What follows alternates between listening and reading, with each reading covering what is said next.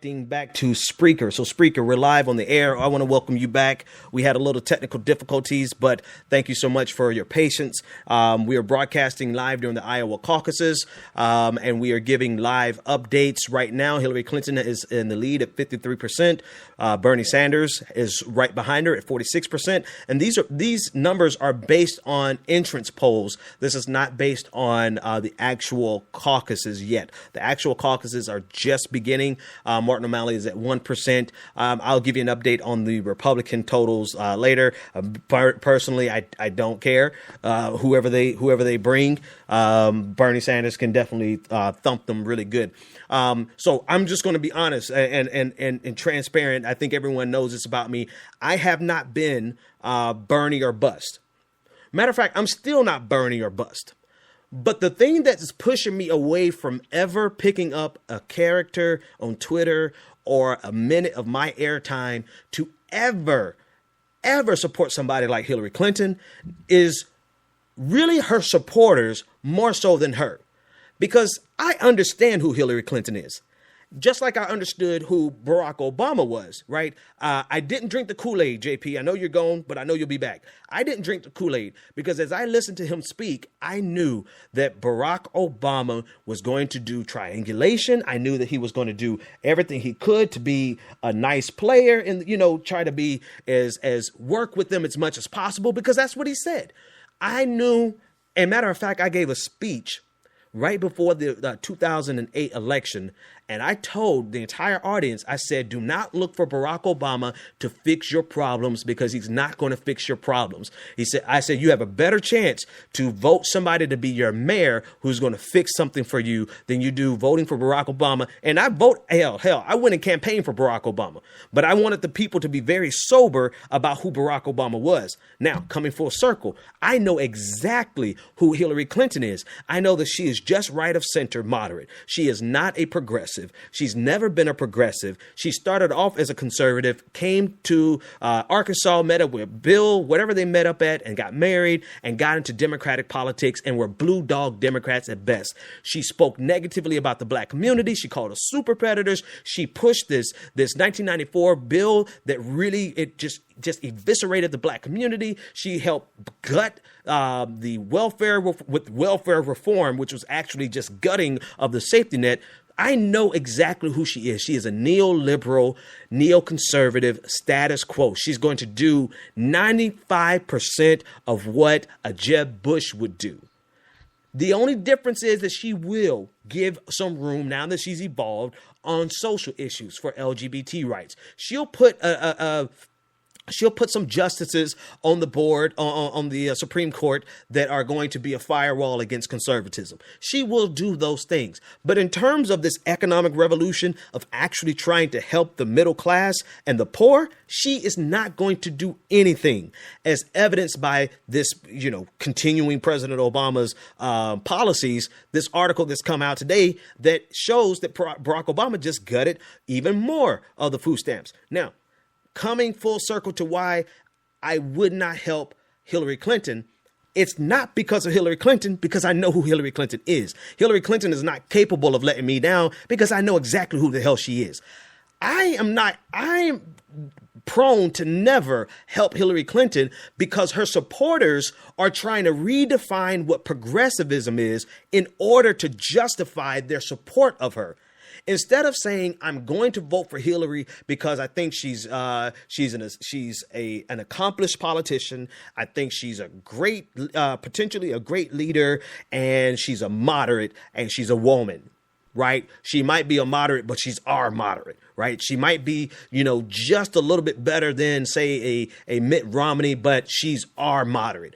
Instead of saying the truth, they're doing every dirty trick in the book to try to, one, redefine what progressivism is, and then two, to try to undermine Bernie Sanders, who is a true progressive, right? So they're running the race card on Bernie Sanders. Now he's a racist. They're running the misogynist card on him. Now he's a sexist. They're running the just every trick in the book that they can.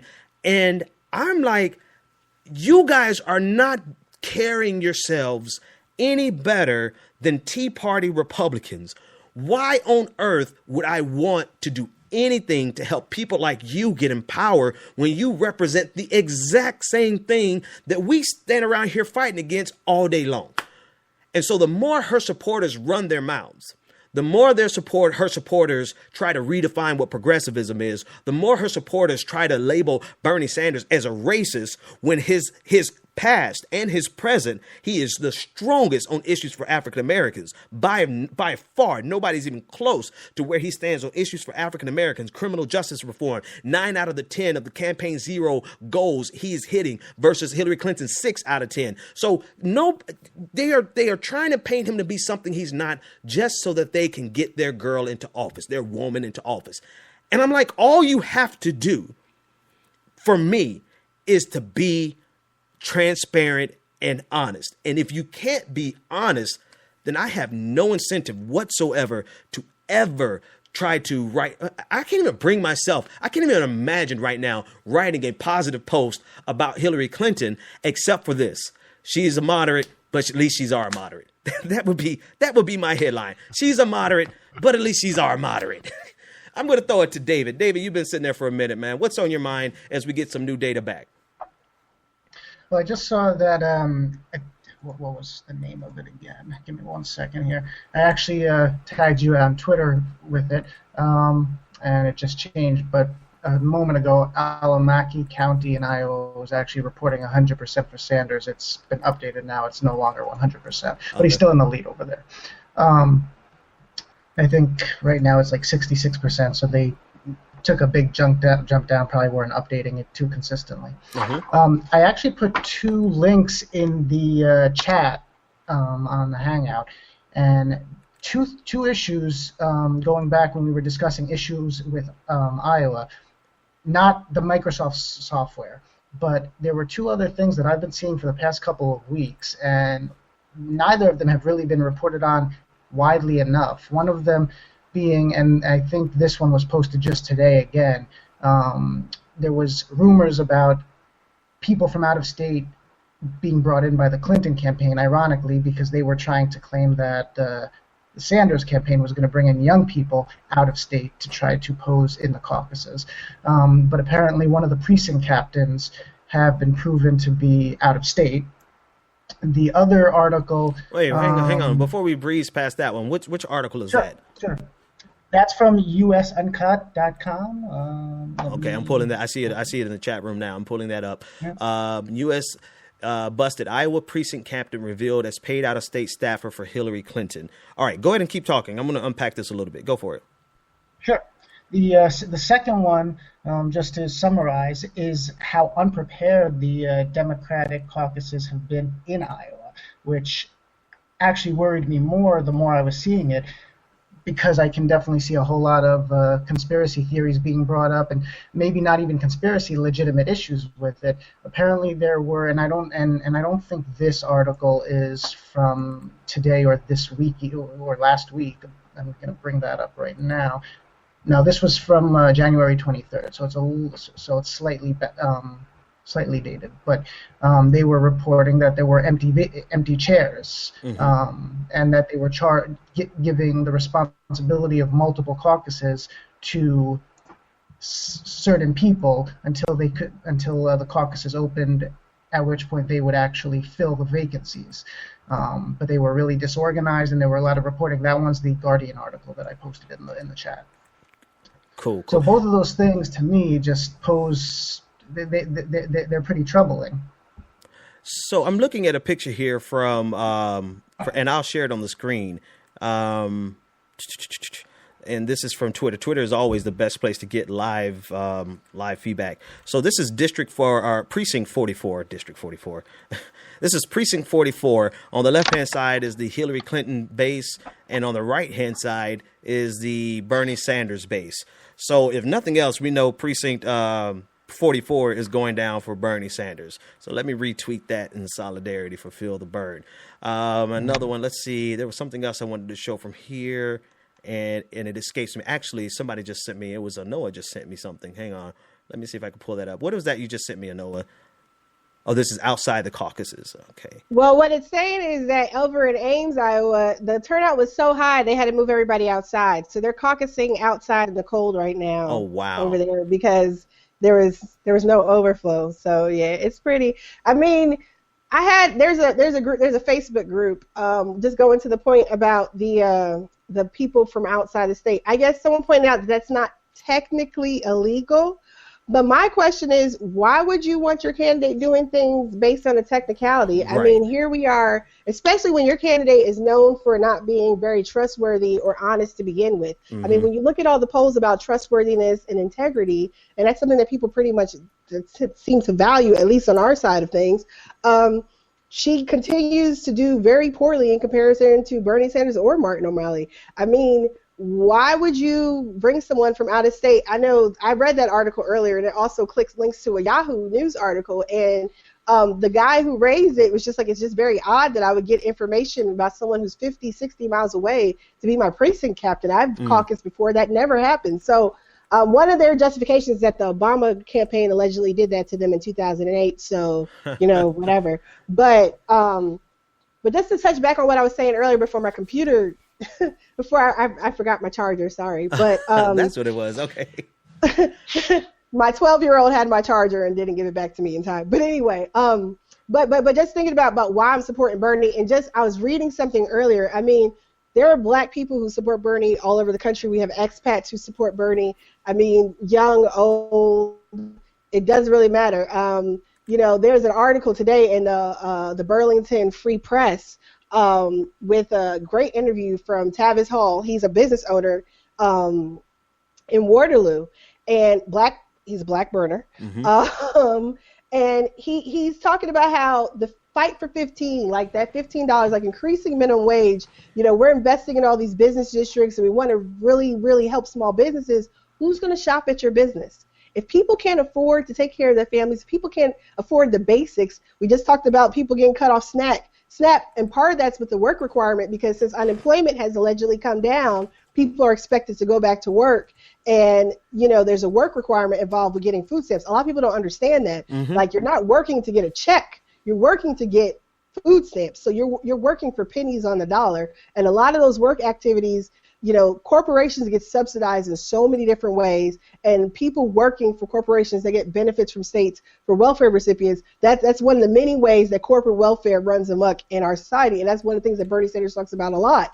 And what Mr. Hall was saying in this article in the Burlington Free Press was that, part of supporting Bernie is the fact that he is really putting this emphasis on the economy in a new way that will benefit small businesses, because small businesses have been hurt. We don't talk a lot about small businesses. Everyone's so focused on what's going to happen if this multinational corporation takes their job. You know what? Multinational corporations have been getting huge bonuses. They've had record-breaking profits, and people are still getting laid off. Warehouses are still being shut down. That's not trickling down to anyone here. Same thing, trickle-down economics doesn't work. Corporate feminism doesn't trickle down either. I mean, we really, Wait a minute. Wait a minute. You said something really dope there, and I unpacked it in my head, and I want you to tell me if I'm unpacking it correct. For instance, Hillary Clinton being promoted as this champion of women's rights because of the work she did advancing women in leadership positions at Walmart. Would you consider, and while people who are making $8 an hour struggling to survive, women are suffering, are you saying that would that be an example of corporate feminist trickle down theory? Is that what you called it? Yes. So basically, like, again, in the 90s, there was like a really monumental speech. Hillary Clinton gave this awesome speech in Beijing, China. I mean, there are these really large issues that, for the most part, everyone on the Democratic side can agree upon. Choice, equal pay. But when we really start getting down to the nitty-gritty, equal pay, having poor women make the same as poor men, everybody's still poor. And when we're talking about the equal pay argument, like, seriously, there is issues with racial equality and equal pay. No one wants to talk about how there are studies that show that black men and Latino men make less than white women. So while we're talking about, while we're talking about equal pay and equality, we need to have equal pay across the board. So if you're doing the same job, unless you have something special that gets you like a little extra something special bump here, you know, on the merits, like a real meritocracy, you know, so no. Fighting for upper executives. I saw some clip of Chelsea Clinton talking about, you know, making sure we have more women executives. You know what? Women executives, and Carly Fiorina is a good example of that. Perfect women example. executives are screwing people over too. It's a certain value system, and being of a certain gender does not change that at all. So we have overwhelmingly, you know, when we're talking about low-income workers are overwhelmingly women, and they're overwhelmingly women of color. And so when we're having Hillary Clinton tell us that, you know, $12 is good enough for you, I mean, we can say that $15 is not quite a living wage, but it's far better than anything else that's being put on the table. And it's not just $15, it's $15 and a union. You know, the Fight for 15 folks, I mean, it's been wonderful to watch people in action, but the call is Fight for 15 and a union, and they keep saying, come get my vote. She's just saying, like, well, 12 is good enough, so what you gonna do? So when everyone's like, oh, Bernie's a racist or Bernie's this, Bernie's the only one that's actually listening. Black Lives Matter confronts Bernie in July. And what does he do? He takes stock. He hires Simone Sanders. You got his African-American outreach director, Marcus Farrow. You got all these wonderful, brilliant people who come on staff as the money starts to come in to hire people. And he unveils this beautiful racial justice platform with five different aspects of racial justice. Is there room for development? Can we have further conversations? Sure. But at least we have a great starting point. But really, it's like, well, you know, I mean, you know. I could whip a nene. I could dab. You know, that's what she's doing. I mean, that's her outreach. My husband was the first black president, and BTW, I'm pro death penalty. I mean, that's another issue. So it's very disingenuous. People jump on the little sound bites. I really feel like a lot of folks are, even though we have to protect Obama, it's like that skit in The Living Color. Like, don't talk about, you know, what did she say? Don't talk about my miss, I can't even think of it now. It slipped my tongue. But, you know, You're too Wayne young. does that bit. You're too young for The Living Color. No, I'm not too young. No, I'm not too young. Kim Wayne does that bit. Now, don't nobody talk about Miss Jink. I gotta cut. Let me cut you off. Let me cut you off for two reasons. Go ahead. One, because I have a caller. But two, ladies and gentlemen, can y'all see why I brought on Anoa to be with me on air? Because listen, I put out a call like last week. I'm like, oh goodness, we need some women Progressive Army members who could come on here and represent, not because we want you to talk about women issues, just because we want you to talk. I like being around women personally, but then still, I just like to hear other alternative experiences, and you bring a wealth of experiences that none of us, all the men that are always in here, we would ever have. So thank you so much, and I just wanted to recognize that I've got to get you back more often. That's number two. Thank you. All right, let me go to this caller. Caller 215. You're live on the air. What's your name? Well, turn down your radio for me, and then once you turn down your radio, I want you to give me your name, your comment, and/or your question. Hello, Business Bryce. Can you hear me? Bryce, I can hear you good now, man. What's happening? I'm doing good. How do you feel about what's going to happen tonight? Do you feel good? This kind of feels a little. I feel like they're going to try to rig it. Well, I know it's not over yet, but I feel like they're going to try to rig it. This guy got this feeling. I don't think I'm the type of person that would miss the conspiracy because I just don't look for conspiracy theories, and I could be the one to miss it, right? So I don't think they're going to try to rig it personally. I do think it's going to be a bitter fight, and I think we're starting to see. Well, let me start here. I think the caucuses is not really a bad framework because you're not depending on people standing in line for 8 hours and people getting discouraged because they hear the early results. That's a really, really big trick of the media. Right now, they have on the board Hillary Clinton up by 52 and Bernie Sanders 46. Now, that might discourage people if they were still waiting in line. But there are like thousands of people who are already there in these large, like precinct 44, and the image that Anoa sent over that we showed. What precinct was that? Do you know, Anoa? I know that was just Ames, Iowa. I don't know what precinct that was specifically. Okay, so that's just what the picture said. So Ames, Iowa. So they're already there, and they're not going anywhere. So regardless of what the numbers say right now, you still have a lot of precincts that haven't been counted. I think we're not even at like 10% yet for no, we're at 20%, 29% for the Democrats, and it's 52% for Clinton, 47% for Sanders, and we haven't even gotten to some of those larger results from those districts, those precincts that have a lot of Bernie Sanders supporters. So I said all that to say I don't think they're going to rig it. And I think that it's going to be a really, really close night. Bryce, man, thanks so much for the call. I'm going to grab this next one as the phones start to light up. Cool. Thanks, man. All right, caller 267, you're on the air. Turn down your radio for me and tell me your name, your comment, and or your question. Hey, how you doing? Eric, Philadelphia. Eric from Philly, man. Philly's in the house. What's happening, man? What's going on, bro? You know, you took my title as the most hated man on the internet. You took my title, man. I'm mad at you for that. Hey, they coming after me, man. I got two questions. Mm-hmm. This. I know you know more about politics. If Bernie loses, do you think they'll lose some steam as far as like going into New Hampshire?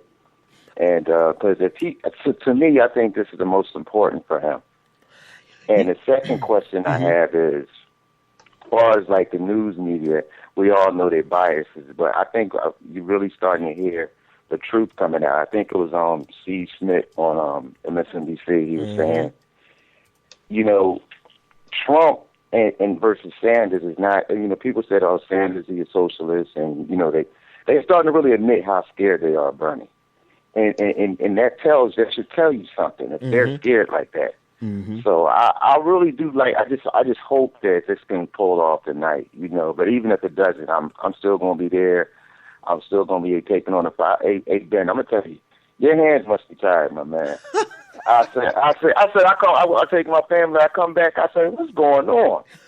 But brother, listen, we got like a Philly. I just talked to my other friend. You got a whole lot of people that's giving you love here, bro. Hey man, and I appreciate just keep the fight. Unfortunately, like I told you before, it's something that we I don't want to say coined in Philly. It's called the blacker than Zan movement. Mm-hmm, mm-hmm. And when you're getting that now. Yeah. Now you got to pull out. I'm blacker than you blacker than me. Yeah. And it's unfortunate that we got to go that way, but bro, don't just keep doing what you're doing. Dude, do me a favor. Do me a favor. Am I following you on Twitter? Yeah. What's your handle, if you can tell me on air? Yeah, it's Eric, Philly. Oh, I'll text you. Yeah, make sure I know. See. Oh, wait. Okay, I won't say your last name, but I see you here. I see you here. Yeah. Okay. Yeah. Gotcha. All right, man. Cool. Right, Cool. bro. I didn't put the name. I didn't put the name with the caller, man. I appreciate the support representing from Philly, man. Hey, bro, man. You hey, man. You're honorary Philly, bro, to me. Hey, I appreciate the Progressive Army and everything else that you guys are doing. Appreciate the call, man. It. Let me answer your questions, though, but I do appreciate the call, dude. I hit you up on Twitter. So if they award the delegates from Iowa based proportionately, right? So so it's going to be fine. So far, it's going to be a victory for Bernie Sanders, in my opinion, in that he's going to walk away with almost half. Right now, he's at 46%. Hillary Clinton's at 52%. So if the night ends up like this all night, it's kind of like a toss-up in terms of this is a win. Of course, the media will spin it. Hillary Clinton squeezes by the hair of her chin, which they probably wouldn't say that, but you know what I mean. They'll give some narrative about she made it out, and it would be all about Hillary winning, when in actuality, delegate wise, she may come out with 25 and Bernie will come out with 20. I'm sorry, not 25. She may come out with 23 and Bernie will come out with like 21. Right. So it's going to be a very, very simple, because right now Martin O'Malley's getting 0 and 0 are uncommitted. So what you see on the board, 52% for Hillary Clinton, 48% for Bernie Sanders. That's what you get. Right. And so it's still going to be a victory, really like a split. So in terms of the momentum for New Hampshire, Bernie has a commanding lead in New Hampshire. Like Hillary Clinton is behind. What was the last poll? At least the poll before yesterday, because I didn't check the polls yesterday or this morning, but she was like 20 points ahead, which is why they now want to have these debates in these debates in New Hampshire all of a sudden. Now, all of a sudden, Hillary Clinton wants to debate, right? So because she's so far behind, I think he's going to be fine as long as he performs well in these debates that they're going to have. I believe 2 of them. If somebody correct me if I'm wrong, but they have 2 coming up this week. Is that correct? There's a Dim Town Hall on Wednesday. There's the newly added MSNBC Rachel Maddow debate is on Thursday, and the DNC has agreed to sanction that one, and they are in talks to add, I'm not sure the exact number because there was some discrepancy between the campaigns on how many more. Is it 3 more now? I know Bernie asked for 4 more, but Hillary will not debate him in Brooklyn, but wants to debate in Flint. Okay, where her campaign headquarters is, by the way. But he's the Brooklyn boy. But still, it's supposedly her home turf. It's her own state, and it's New York, Wall Street, and the Golden Calf is right next door. Kind of like Bill Clinton has an office in Harlem, right? Like he's really from Harlem. He got some of that gentrification discount and got him a nice little office for the low. And now Harlem is too expensive for people who grew up in Harlem. But anyway, that's an entirely different conversation. Niece, I want to go to you because from what I got in my emails that you know a lot about the Iowa caucuses, how it breaks down. Is that correct? I don't know about the internal caucus process, but I have been paying attention to the articles and the news about what's happening with the campaigns in the caucuses, and that with that which was mentioned earlier about the Democratic Party being woefully unprepared. I actually also read that on an MSNBC, I believe it was, article. And I don't know how much that will actually mean, but it's the first in the nation caucus, and it has been underway for a year. How can you not be prepared? It's like being taken aback that, oh my God, it was New Year's again this year. Does it do that every year? Come on. Sort of like been in the running. It's like, if you want a worse analogy, it's really like our trains here in Boston breaking down because of snow. Like, for real, it snows every year. This has been coming around in Iowa for the last 4 years. Matter of fact, they've had 8 years to get ready for a caucus because we didn't even have one in 2012. Which takes me back to a conversation that I want to have in general. 2 conversations that I want to have. Number one, let's talk about the Bernie Bros. Let's talk about that because I got called a Bernie bro by a white woman, and it's interesting because the term Bernie bros is usually meant to be thrown at the feet of white male Bernie Sanders supporters who don't realize their white privilege and don't realize some of the things they're saying is microaggression and racist, right? And so here I am calling out racism that I see in Hillary Clinton's campaign, and I have this white woman come and say, "Oh, you're just another Bernie bro," and I'm like, really? Do you really understand what you're saying when you're calling me a Bernie bro? That's just one. Then there was a woman of color, I believe she's like half black, half Hispanic, doesn't matter. She's a woman of color who got called a Bernie bro by a white man. And I'm like, do you really have any idea how ridiculous you're sounding to the point where your newly minted pejorative Bernie bro absolutely means nothing anymore? And so I'm encouraging everybody out there, if somebody has called you, even if they haven't, damn right I'm a Bernie bro. I am a Bernie bro. I identify with Bernie Sanders. I believe in what he stands for way more, light years more than what Hillary Clinton stands for. And you can't allow them to take these pejoratives and try to spook you with them like they try to say, oh, he's a socialist. No, I am a democratic socialist because once I realized what the ideology really was, this is far more me than just a Democrat. So I encourage everyone out there who's been called a Bernie bro, or whether or not you've been called a Bernie bro, that you just take that back, seize the power from the word, and call yourself a Bernie bro. I might personally say I'm a Bernie bruh, right? You could say you're a Bernie bro. And Noah, have you run into any foolishness like that? So so like Stacey and I from From last night, my yeah. mentor from yesterday, from Down South and Dirty, Stacey Hopkins. One of the conversations we consistently have, because it's very, very interesting being a black person in progressive politics, whether no matter what candidate. And there seems to be this notion that somehow this is a Bernie only problem. Right. White people, progressive politics, black people. I mean, we're not absolved on the left from issues of racism and prejudice and things like that. Like, not at all. I mean, that goes back to, supposed liberals and progressives founded this country, and still, right. We had the institution of slavery. Liberals and progressives sold us out to end Reconstruction to move forward and heal. I mean, we've been sold down the line, so many times. So it's not, and there are great words on the issues of white liberals and white moderates from Dr. King and Steve Biko. So this is not a new Bernie issue. This is an everybody issue.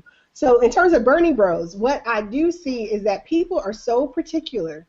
People don't want you talking about Hillary Clinton. It's all right-wing conspiracy. She was first lady. You can't blame her for what Bill did, except Chip was all her, even though she was first lady. She didn't actually have a real position. So, I mean, so it's on one hand, it's an overgeneralization. Yeah. There's too much of a focus on what Bernie supporters do and say on social media, and no one says anything about the blatant misinformation and sometimes outright lies. I've had Hillary supporters, they use the same tactics that Donald Trump supporters use. Yes. They call him, they don't, this is used socialist. We're now at the point where people call him a commie. Yeah. I mean, like, really? What is this, the Red Scare? Like, what century are we in? What decade is this? But on the flip side, there is an issue, and I've said it. I had a Facebook rant about it yesterday. There is an issue with some of my fellow Bernie supporters who want to use every little thing, especially with this whole notion that there are no black people that support. So anytime any of us says something, that somehow that's proof, that's evidence that any of the criticism against Bernie is wrong. So right. We have to be, I really wish we had more balance. We have a so-called black intelligentsia, we have so-called black journalists, and again, these Twitter activists who feel like it's their duty to, they represent all of blackness and have to, admonish the good, the bad white people because they don't get it. But I really feel like the overgeneralizations when we're talking about the Bernie Sanders campaign, whether it's the Coates reparation stuff, all the way down to just the Black Lives Matter incidences that have happened, and let's, without looking at the nuances, like this right. This is not some academic exercise. This is not happening in a bubble. We're in the middle of a presidential campaign season, and only criticizing one candidate, it gives the impression to those who follow you and rely on you for information, because let's just face it, Americans, a lot of us do not research and look for stuff ourselves. We rely on the TV, we rely on whatever talking head to give us information, and that right. framing, it really sets the tone for conversation. So the Bernie bro phenomena, I mean, I think you have a lot of people in the Bernie Sanders camp. We are pretty much a volunteer-driven movement. It's not like we're getting marching orders from the campaign or right. anything like that. Right. But there are some people who do kind of go overboard. I myself have had the same problem. I've had to talk to people about safe spaces for black people to have conversations. So, I mean, there is a conversation that needs to be had, but that's not a Bernie-only issue. Right. Just like Hillary Clinton supporters, white and black, have this overly idealistic viewpoint of her liberalness and progressiveness on so many different issues that they often get things wrong. Like the fact that everyone wants to increase the minimum wage, it's a big difference. The fact that she is telling people that $12 is good enough and she doesn't want to go any further. It's a big difference that she claims that she's going to take on campaign finance reform, all the while her and her buddy Deborah Wasserman Schultz benefit from these exact rules. There's an October Huffington Post article that points out how it's very interesting, I'll use that word, that her super PACs are actually like the first ones to really exploit the removal of independent aggregate expenditure limits. Like George Soros just gave her $8 million. Right. No one's just dropping all that bank on you for no reason. Without expectations. Right. And so go it goes both ways with the Bernie Bros thing. Like, I don't think it's as huge of an issue, but they need something. They can't actually impugn the man's credibility But they Right. need something. They and need that's, something. That's the thing for now. And so what they do is they try to attack his supporters. They try to attack his surrogates, right? I've seen people attack Nina Turner. I've seen people attack not Donald Trump. Nina Turner has been called a traitor and everything else up and down, and she handles it effortlessly and with such grace, and she does not back down. And Right. for everyone to agree that this is another person of high integrity, of great moral fiber, if she's saying that she has a heart and soul agreement and listening to Bernie Sanders speak, that is what brought her to his side. Well, I mean, you just got to accept it and keep it moving. Right, and see, and that's the thing. That's the thing. So to comment, to echo what you're saying, there is a group of Bernie supporters who are overzealous. Right, they're overzealous to the point where, for example, when Michelle Alexander last week made her post about Hillary Clinton being like she couldn't believe that black people were supporting Hillary Clinton, the media in particular were ushering the black vote to Hillary Clinton, considering all the things that Hillary Clinton's fingerprints are on in the 90s that are detrimental to the black community. Everything she said was 100% correct. And then all of a sudden you had a lot of Bernie Sanders supporters who just like flooded her, like, you should endorse Bernie, like, come do this. And, so there is this overzealous community of Bernie Sanders supporters who we've talked about on the show quite a bit, where we need them to just dial it back a little, dial it back.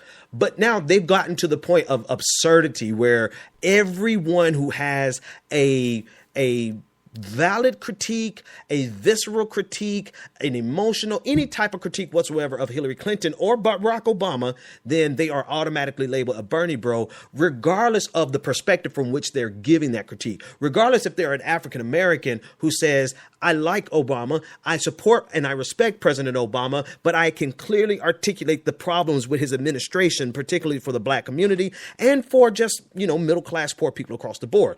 All of a sudden, you're a Bernie bro. So it's become absurd, and part of me wants to. You're not going to believe what I'm about to say. You're not going to believe what I'm about to say. Part of me wants to apologize to some Republicans for how imbecilic people are when they shut down conversations with stuff like, "Oh, you're just a racist," right?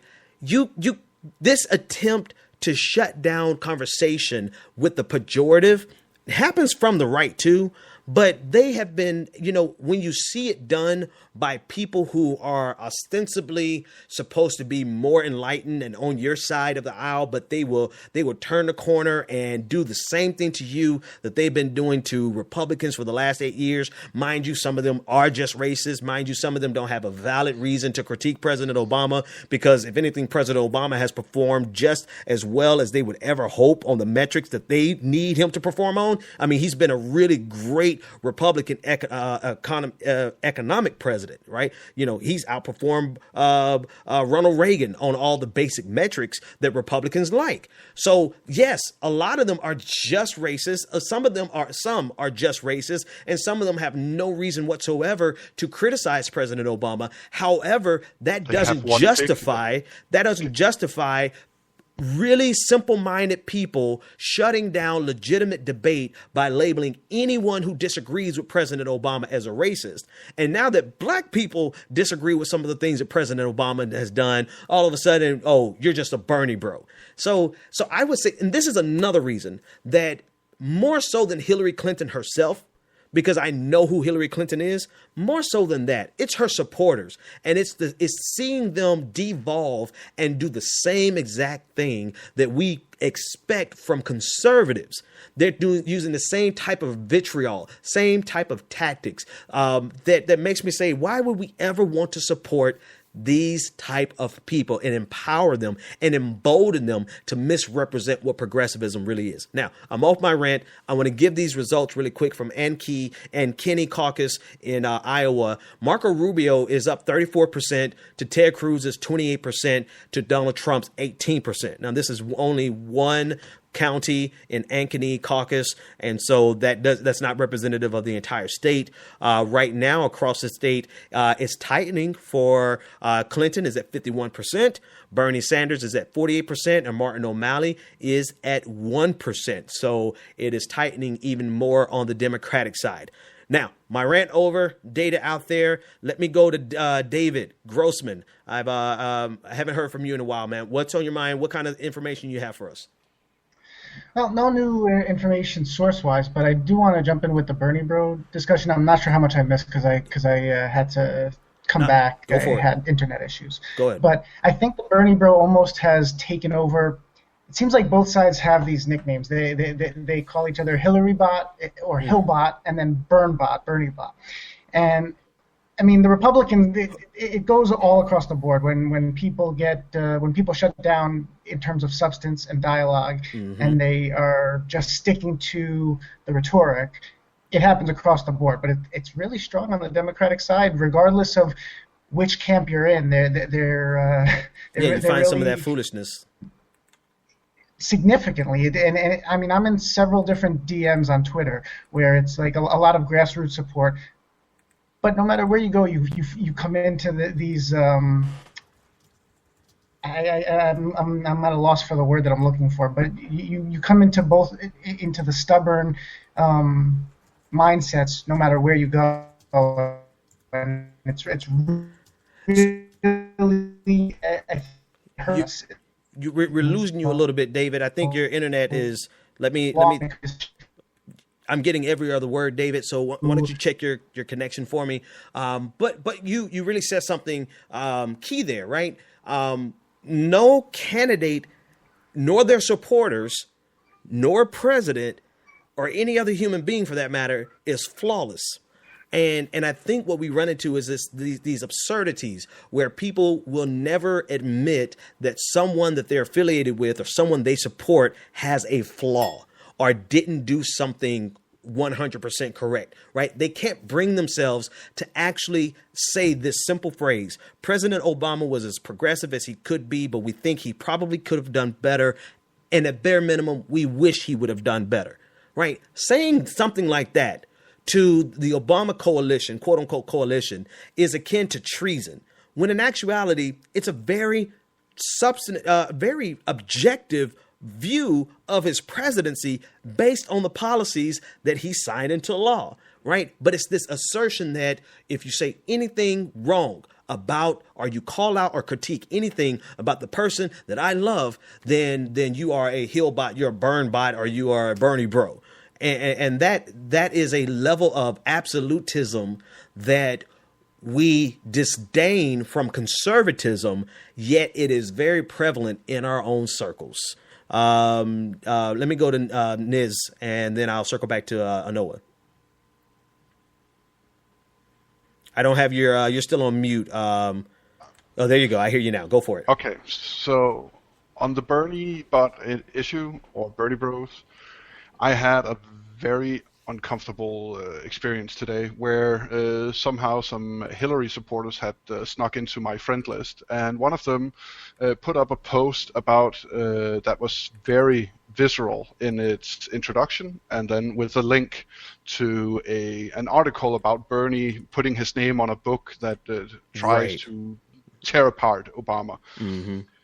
And then I went into the comment section because I figured, okay, I would give it my best shot to try and debunk some of, like, he claimed that all of Bernie Sanders' campaign is GOP funded. Like, I mean, completely nutty ideas. And I went into the comment sections, and the bile and hatred between Bernbots and Hillary bots made me a bit ill.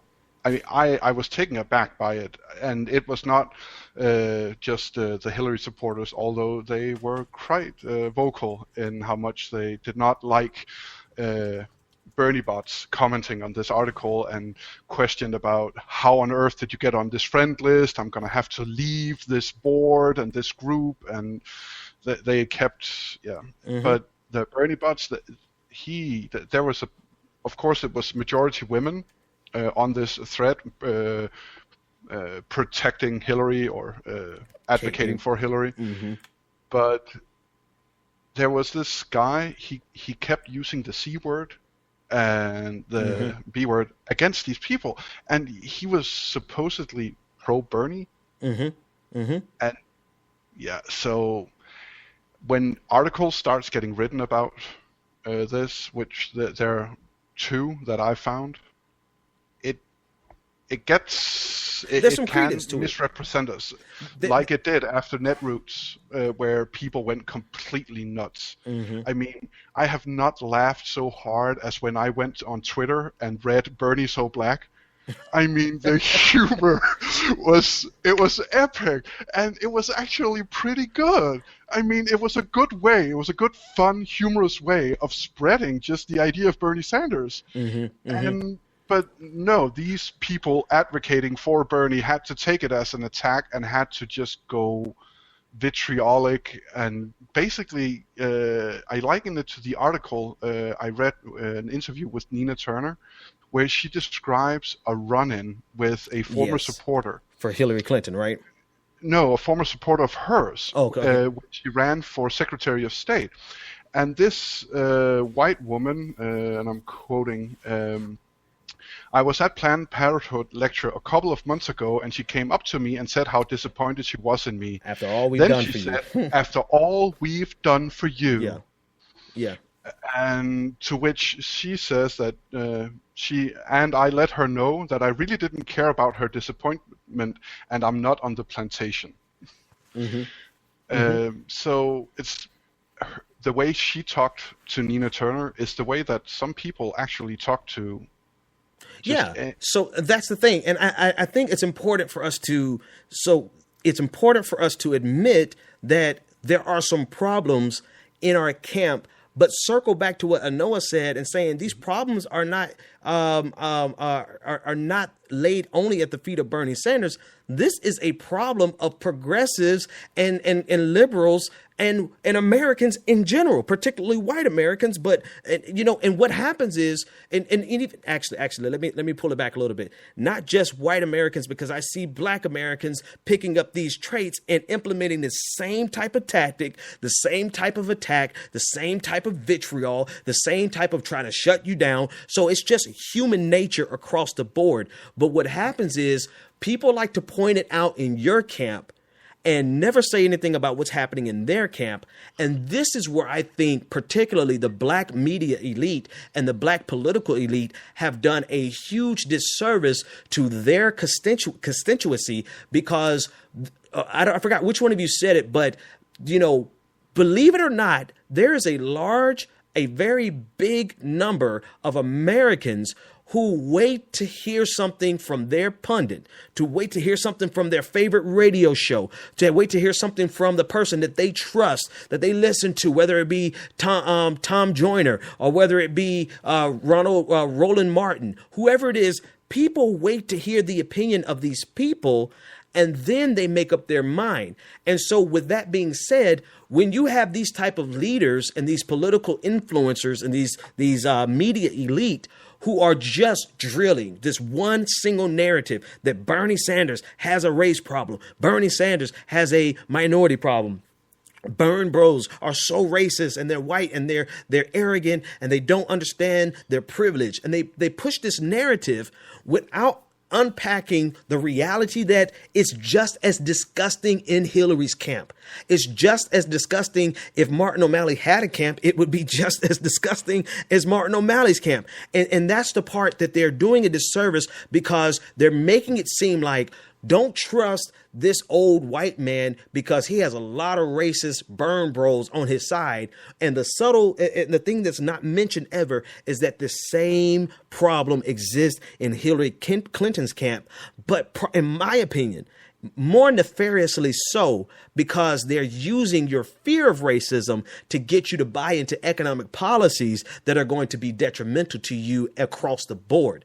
So I dislike this disingenuous pandering that comes from black political elite and black media elite in particular, especially those, like you said, Noah on Twitter, where they feel like they are the official voice of black America. And I'm like, shut the hell up. You don't represent anybody but your 60,000 followers. Yes, you have 60,000 followers. Congratulations, right? But you don't represent black America.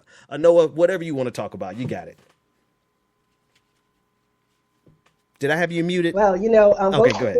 No, yeah, vote for me. I want to be queen of the world. You said anything? No, but seriously, just going back, but when we're talking about what people don't really understand, when we're talking about, supporting Bernie Sanders.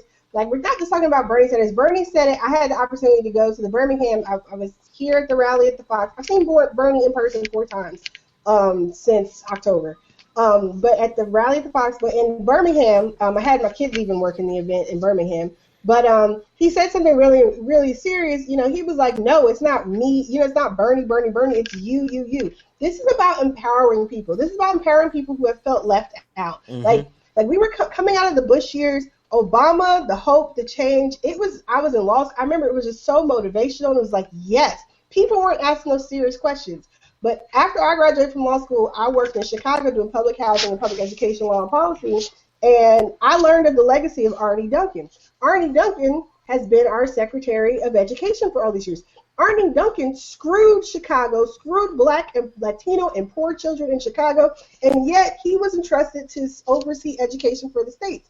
For the entire state, entire country. Obama has expressed, like Hillary Clinton has expressed, confidence in Rahm Emanuel. Rahm Emanuel hasn't been embroiled in scandal ever since he took office, and has been, ever since the Laquan McDonald tapes have been released, ever since that whole debacle has happened, he's been under consistent, round-the-clock, nonstop protests. People of all races in Chicago, all income levels, demanding he steps down. Now, what bothers me is that is also a part of, Obama has expressed things his own personal way he thinks about things in his judgment, and he supports, I'm not going to say, oh my God, he's an awful person. I think overall, there are a lot of things the president has done that I think has been great. Right. I think it's been good. But there are things that we have to be logical and objective, and there are things that have not been good at all. I mean, we're not doing any better on so many different indicators than we were, 10 years ago. Right. We are doing better in so many other ways. The economy itself is, quote unquote, better. But again, there's been certain things that haven't necessarily, we've added new jobs, but we still have, when Bernie talks about the real unemployment figures, we have people who've either been pushed out of unemployment, they're underemployed, they've stopped looking for work, not because they don't want to work, but there's no work where they specifically are. We look at where new businesses are being created. New businesses are not being created in certain areas.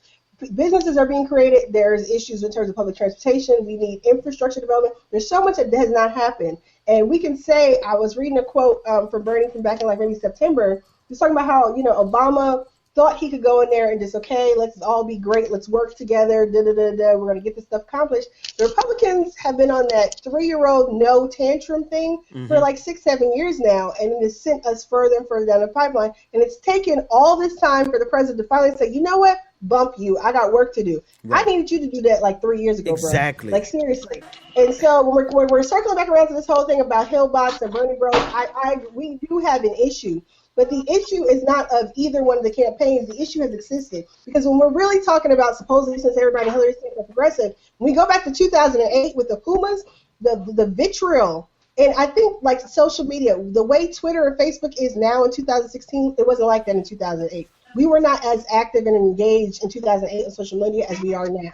It just wasn't like that. And I think that magnifies a lot of the emotion that everyone is feeling. Also, when you talk about Bernie supporters, we feel like we're fighting. We're in a fight. It's like fight for your life, dance for your life, these are real serious issues on the line. It's not, oh, it's my turn and I want to go have a party at the White House because I've lived there before and I want to go, sit in that chair that I like so much. But this is really serious. This is a man that gets out there on picket lines with people. He's a senator, right? He don't got to do that stuff. He can go donate. He can go make a speech. He actually gets out there. You talked about Hillary going to Philly and she met with some pastors. Bernie went to Baltimore and actually walked the block. He walked Freddie Gray's neighborhood and talked about food deserts. Are you serious? Who talks about that? Who talks about food deserts? Who talks about the fact that there's a lack of opportunity, infrastructure, and development going on in so many neighborhoods and communities across America? I moved to Atlanta. I'm in Atlanta now, and I moved to Atlanta from Charleston, West Virginia.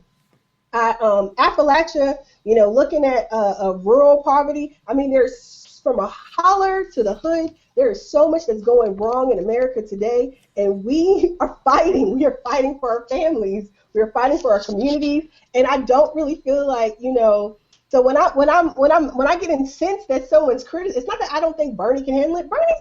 He's from Brooklyn. Like, please, big ups to Brooklyn. Like, Brooklyn. every time I think of him, I hear Biggie's mom, and I think it was 1997 MTV Music Awards, talking about some big ups to Brooklyn. Like, I mean, he's from Brooklyn. He's so hardcore. Did you see the video of him running through the train station? Like, yo, that dude don't need nobody to support him, to stand up for him. He got this. He's been doing it by himself for like 20, 30 years.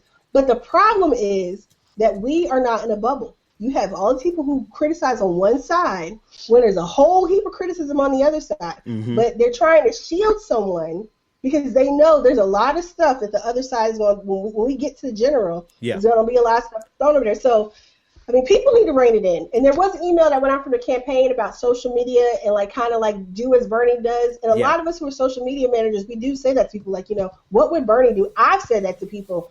I mean, even though we're supposedly on the same side. For example, I had someone tell me the other day that Bernie is our white MLK. He sees himself as a black man. Please stop. You need to not do that. Do not make such false equivalencies because you're making it even harder for me to recruit more black folks to the team. You know, it's stupid. It's unnecessary. It's unnecessary, and it's like, do you not? Social media has given a voice to people who really don't know, right? They don't understand that what you're saying is going to be counterproductive to the success of Bernie Sanders, right? Do not, and I had to tell a friend that I won't call out. I won't call out his name.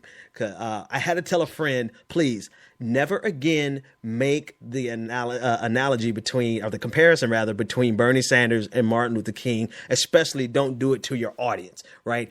I know you didn't mean anything by it, but it's counterproductive. And I don't know how many people I have had to tell this, right? Just don't do it. It's just not good because you don't want to pander. You know what pandering is? Pandering is Hillary Clinton getting on stage and doing the whip and the nay-nay while simultaneously doing absolutely nothing or doing things that are detrimental. That is very much a nefarious type of pandering. And oh my goodness, I've had a personal hold for 12 minutes. Okay, I'm going to stop right in the middle of my sentence. I got so caught up in Anoa's rant. Anoa, you're going to have to be a regular on my show. But let me get this caller. Caller, I thank you for being patient. This is really not like me. 310, what's your name, comment, and or question? Yes, this is the real brother. I hope you don't hang up on me. I've been listening to the discussion, and here's the problem, Ben. The problem is... Wait a minute. Hold on.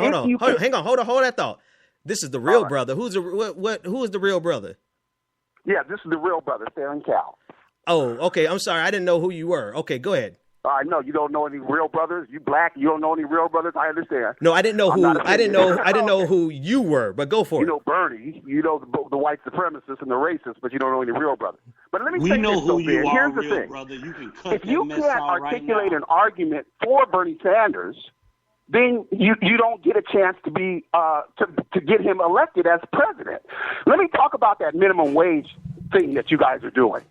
The reason that President Obama wanted the minimum wage to be $10.10 because that is the cost of living increase for the minimum wage for the current standard of income salary for a salaried worker. So the minimum wage, by definition, should be the minimum living wage and not Kobe Bryant's salary. Do you have a problem with the minimum wage being tied to the cost of living? So I'm sorry. I want you to know that every single person on my panel, except for one, I'm not gonna lie, except for one, just kind of busted out laughing at you because where are you? First of all, what data are you pulling from with this $10? Hang on. $10.10 an hour representing the cost of living in what state and in what year? Hang on. Hold on. You're leaving out Hold on. The cost of living, sir. And then there's real brother. Real brother. This ain't Twitter. You ain't gonna yell over me on my show. I'm not right? Gonna Hold yell on. Over you, so you're gonna hold on. Where am I getting you're not letting me from? finish my. You're not letting me finish my sentence. You are not allowing me. Okay. When you learn how to tame your little self, then you can be on my show. So when you're ready, let me know when you're ready. Are you ready? Yes, I'm ready. All right. Now, Where are you getting the figure, and for The what minimum year? Sir, you will let me finish talking on my show, or I What will year hang is up it? on you.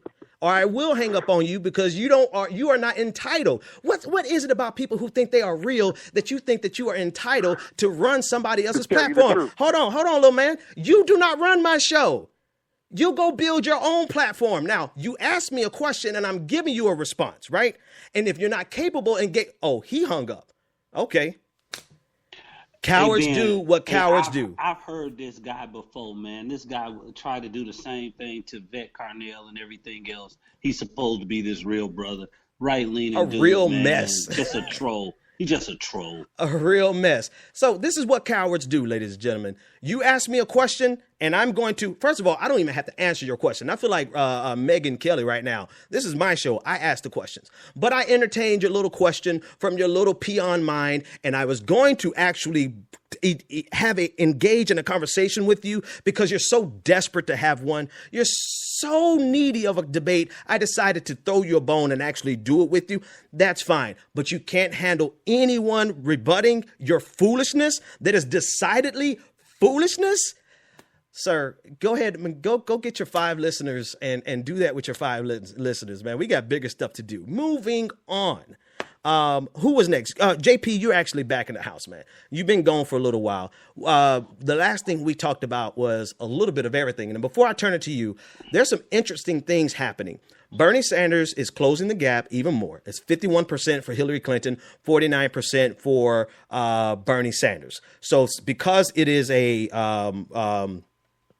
proportionate distribution of delegates, this is pretty much a tie, right? But Ted Cruz is in the lead for the Republicans, which is astonishing, right? I knew he had support from evangelical voters, and I know Iowa is a very evangelical heavy state. But did anybody expect Ted Cruz to come out on top? Right now, it's still early. Donald Trump could still pull this out, but right now it's looking like Ted Cruz. Did anybody expect that? I have 2 hands up. All right, you go first, David, and then I'll pass it to JP. I actually just saw an article before we started streaming at 8. I think it was from The Guardian. I have to try to find it and maybe tag you on Twitter with it. But Ted Cruz actually invested heavily in social media and voter target, not social media, I'm sorry, but specifically voter targeting. He significantly outspent Trump in that regard, and I think that's what we're seeing there. He spent, I think it was either $2 or $3 million on voter targeting and certain software. I think there was a hedge fund manager that actually also backed him up on it, and I think that's what you're seeing there. And this is actually JP. What do you think, man? Okay. Oh, Solomon's in the room. Solomon's in the house. Let me get JP real quick, and then Solomon. Nope, right. I defer to Solomon. All right, Solomon, you're in the house. What's up, man?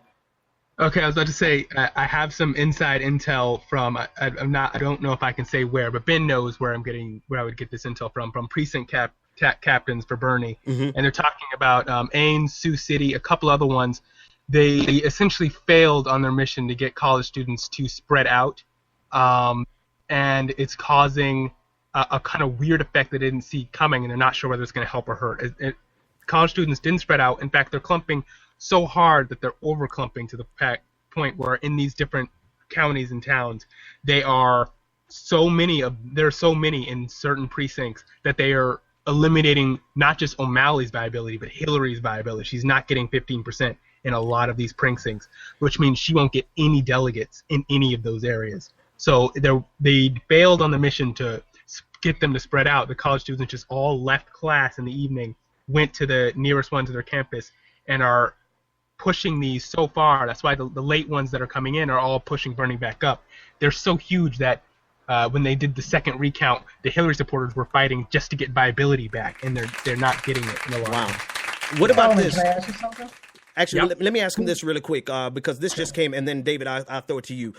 Hillary's, I have this. They didn't say which precinct, which sucks, but this is coming from Will Leach on Twitter. He said Hillary's people just gave 22 people to O'Malley to give a delegate, and so out of a particular precinct, O'Malley has a single delegate, and the final total for that precinct, which is small but still out of 44, there's about 6. So there's Bernie Sanders gets 3, Hillary Clinton gets 2, Martin O'Malley is 1. What would be the strategy there? Why would Hillary Clinton give away a delegate essentially when she could have tied even with Bernie Sanders in this particular precinct?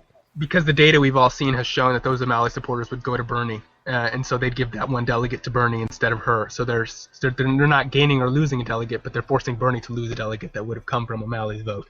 That's essentially, if you see O'Malley above 0%, that all of that would have gone to Bernie essentially. And so that's the tactic they're using, and it's a tactic within the rules. It's what Obama did. He inflated John Edwards' numbers so that Hillary came in third, and that kind of just ouch in the media is basically burned her campaign. And so that's what they're going to try and do here. I don't think it's going to work out of the very rural precincts what we're seeing right now, but it's getting O'Malley something. So I guess what's confusing to me here then would be like she would rather risk having a 3-2-1 split instead of a 4-3 split. And I said 3-2-1, 4-3, a 4. It would have been, even if she hadn't given this is why it doesn't make sense to me, right? It would have been a 3-3 split, even if she held on to those 3. Because Martin O'Malley didn't have any. Martin O'Malley had none. So giving him some gave him 1. It's not what he had, like 3 people at that precinct. So just break it down to me real quick. The fear is that because it's not only O'Malley supporters, it's undecided. So both undecided and O'Malley's supporters went to Bernie. That would have been enough to get him another delegate. Okay. And so by pumping O'Malley's numbers, then maybe some of the undecided might go to O'Malley because he's still viable, and it changes the aspect of a lot of these caucus rooms. I'd have to look at this one, and I mean, I understand that strategy that you're going over. I saw Obama do it in 2008, and it was really, I guess it's brilliant if it's on the side of somebody you like, and it's nefarious if it's on the side of somebody you don't like. But I'm just curious about this one where it was a 3-3 split, and she opted to go with a 3-2-1 with Martin O'Malley. David, and we've seen 2 precincts, by the way, have to go to coin toss because they're tied so far that we've seen. Oh, wow. Interesting. Yeah. David was up next, and then Nis. I was just curious about clarification. Solomon was saying that they were asking the students to spread out. Is this just the chairs of the caucuses and the No. party Bernie's itself? campaign was trying to get supporters to not all clump in 1 or 2 precincts near their colleges and to go back home and go to the precincts by their houses so they'd spread out and they wouldn't lose the rural precincts too much. That was their strategy for that.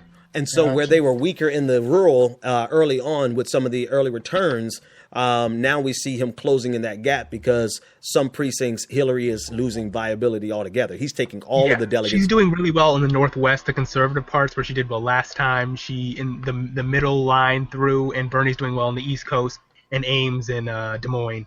Yeah. Although I think the early ones showed her winning in Des Moines, but they're adding more vote count in more of the precincts, and it's tightening up. Okay, gotcha. Niz, you had a question. No, I just wanted to reflect on the fact that I don't care if he loses Iowa slightly as long as there's a news cycle of Hillary actually not getting any supporters at some of the big caucuses. Yeah. I can't get over that fact. I mean, that is incredible. That needs to be a headline. Like that needs to come out as a headline where in a certain area Hillary got none. Right. That is something rather amazing, to be honest with you. I want to read these results. Ted Cruz has a 3506 actual caucus goers difference between he and Donald Trump. Ted Cruz is at 29,617. Donald Trump is at 26,11.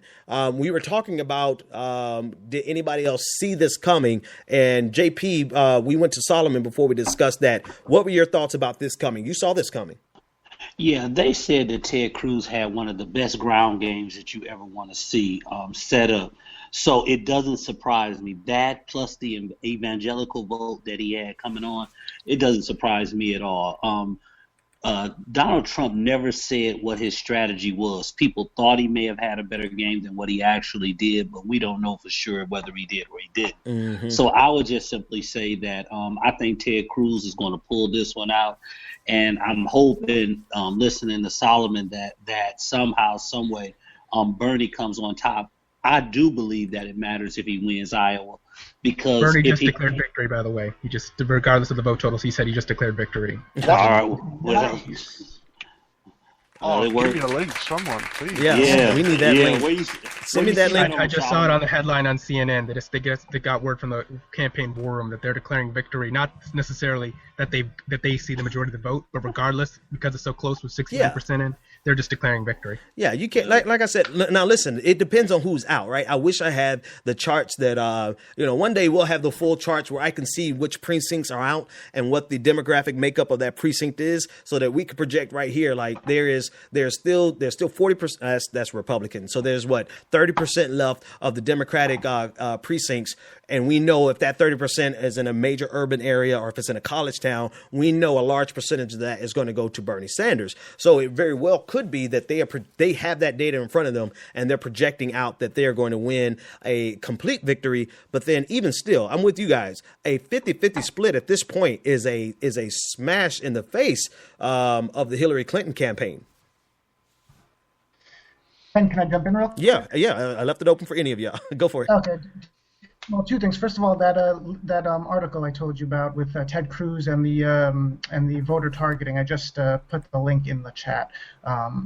The other thing, though, Niz said earlier about certain areas of Iowa and the fact that Hillary's not getting any support in those areas and the coverage from the media. I'd be interested to see how they spin that or how they report it, because I find it I would not believe that they would actually give true attention to the fact that Bernie's getting that type of support. So I'd be curious how they spin that. Just an example, in the past 2 weeks, and I know that I would imagine everyone here has heard about it, in the past 2 weeks there were over 30 to 35 marches throughout the country for Bernie. Right. I was at the one in New York City on Saturday. It was an incredible experience. But they didn't report. I haven't seen a single report. I don't know if local media possibly did, but I don't really watch cable news myself. But I haven't seen anything on the internet. I haven't seen any word about it reporting. So it would be really interesting how they actually discuss the fact that Hillary isn't getting any support in certain areas, or very minor support for that matter. Go ahead. Well, MSNBC just showed it by accident. Or unintentionally, one of the ones they just picked to go in, the biggest one in Des Moines, showed Hillary Clinton fighting. She eventually got it. She got, I think, 17%, but her fighting for viability, and also they showed someone cursing on air, arguing with each other, trying to get supporters. And so Steve Kornacki blushed very, very quickly, immediately, and it was very funny. We want those headlines. We want some good headlines out of this, because it's really a battle. And this is the bigger, broader narrative is this very nefarious. I'm going to go to a no on this. This very nefarious narrative that Bernie Sanders isn't a viable general election candidate, when Bernie Sanders is a viable primary candidate against your heir apparent, right? If your heir apparent can't win decisively in the primaries, how do you expect her to win decisively in the general election? It doesn't follow, but it's a non sequitur. But to a lot of people, it makes just common sense that Hillary Clinton is going to perform better, but right now she's fighting for her political life. Well, also, I'd like to just mention, I don't know if you mentioned this before. Man, you cut off my Noah. Hold on, man. Hold on 1 second. Go ahead. Oh, hi. I don't think I've met you before either. Hello. Or on video. This whole thing with political viability, here we are. I mean, everybody can say this is not 2008 and he's not Obama. No, he's not. He is a seasoned politician, a seasoned senator. He has a very, very long record in history for fighting for what a lot of Americans support and believe in. Universal health care is one of those single payer. That's one of those prime examples of something that the majority of Americans are for. And yet you even have supposed progressives trying to teach us and explain to us that no, that's bad. Right. This viability issue, because under the current system, you have people who are trying to protect their position. People are trying to save their jobs right now. When you have mainstream media pundits, when you have these different politicians saying, no, that's pie in the sky. Right. That's imaginary. That's this, that, and the other. A lot of stuff was impossible. People say that's impossible. The fact that Obama was elected in 2008 as a black man in America was impossible. I mean, the fact that here we are, barely 50 years after the civil rights movement, and there are so many advances. I mean, we have a lot of areas where things have not advanced really incrementally or not at all. But we do have certain advances. The fact that we're all sitting here discussing voting, with how many black people sitting here. I mean, there's so many advances that have been made. There's so many things that used to be impossible that became possible because everyday average Americans came together and made it happen. So I don't accept the impossibility. I don't accept any of that stuff. I don't feel that voting and supporting Bernie is like a waste of my vote or whatever. The more and more people who listen to him, the more and more people who become involved, the more and more people sit down and really educate themselves on the issues that are at stake, we have a stronger and stronger case. When you look at the matchups, right? When you look at the matchups, he's doing better than she does in those matchups. And people can say, oh, it's early, that doesn't really matter. You're right, because the farther along we go, the more support we continue to pick up. You have very few people who go Sanders-Clinton, but you got a lot of people who go from undecided to Sanders or Clinton to Sanders. So this viability nonsense, it's just a scare tactic, and that's what we've been seeing. We've been seeing supposedly progressive liberal media and supposedly progressive and liberal candidates, politicians, pundits, etc., trying to scare us. Joy Reid, someone who I've been like, oh my God, I love you so much until now, because even some of her tweets and stuff, she's like, well, Occupy only knows about shutting stuff down. Occupy is not about a viable movement to build a campaign around. There's so many disparaging and hateful comments that are said by people because they're mainstream and they're right, so it has to be, what's up. And again, we're fighting for change, for positive forward movement. I mean, so this whole he's not viable, it's a tactic. It's a scare tactic. They want tactic to move us farther back to the middle, to the right, to vote for Hillary, and y'all competing over there. Y'all so focused competing against the GOP that you have lost. You've lost. Everybody loves Obama so much today because that's what Hillary is deciding is going to be now her new thing, is she loves Obama and she's going to be Obama's, heir. You're the same people who did not want Obama campaigning for you, which is why we lost so much. You're the same people who kind of left Obama out to dry, and we have the Congress. Not only the Congress, really, our state houses are a mess. Has anyone looked at the map of state houses across the country? It's so red, it is unbelievable. Yeah. So we have an issue. And the Democratic Party is going to hang itself, trying to, drive this narrative that only Hillary Clinton can save us. There was, my last point for right now, there was a preliminary autopsy report that was commissioned by Debbie Wasserman Schultz of the Democratic, the DNC. Donna Brazier was one of the people who helped do this report, did all this stuff. It came out in February 2015. It was like, we got to take a hard look at what's wrong with the Democratic Party. There are all these great poetic statements about values and what the Democratic Party needs to do. Can I cut Was there ever a final report? No. It got shelved. Why? Because none of that stuff that would galvanize the party, that would really elevate us above the GOP, none of that stuff was when they decided that they were going to crown Hillary Clinton as queen of democracy, that all went out the door because that's not who she is. When you read that report and you're looking at what they're talking about, what they need a candidate to do, it screams Bernie Sanders. Let me jump in there. Let me jump in there and give this real quick. I have a breaking. Yeah, actually, let's see if yours is mine. Go for it. Okay, O'Malley has just announced that at 9:30 he will suspend his campaign in an so Iowa time, so 10:30 our time. But I didn't mean to applaud there. Wow. I gotta say, he should go to the debate anyway. He stuck in there. Yeah. I mean, yeah, I don't think he should have stuck. Honestly, he should have dropped out a long time ago. But because he was realistically, he's just burning money. Unless he was waiting until he could be the kingmaker tonight, right? That's the real big question. That's worth staying around for, because when we're within 1% at this point, he can be the kingmaker at this point and get any concession out of them, whether it's VP or whatever the case. Well, maybe not VP at this point, but he definitely can get a high-ranking position. So I would say that would be the only reason he should have stayed around this long. But other than that, I just think I'm of the opinion that he should have been gone. What do you guys think? Let's just go. Solomon, you go first, and then we'll circle back to JP, then David, then Noah. Okay, I have a few good points about that. If that's true, I think I was kind of hoping he would be at the New Hampshire town hall or the debate in MSNBC, because he's better at drawing distinctions against Hillary than Bernie is in a lot of issues. Because maybe after this, Bernie will start doing it more. but that's what I have to feel on that. The other thing I'd have to say is praise Donna Brazile. Whoever mentioned Donna Brazile's name, someone did, and I just love Donna Brazile. She's the reason I got into politics in middle school. She visited my school, and I love her, even though she doesn't agree with me on Bernie's candidacy. I'm just going to say I love her so much. And the third thing I'd like to say regarding what you talked about in Congress, like Nancy Pelosi attacking Bernie, a single-payer healthcare thing, and saying we're not even going to discuss that. It's not going to be part of our agenda because we think it'd be dangerous to the House Democrats.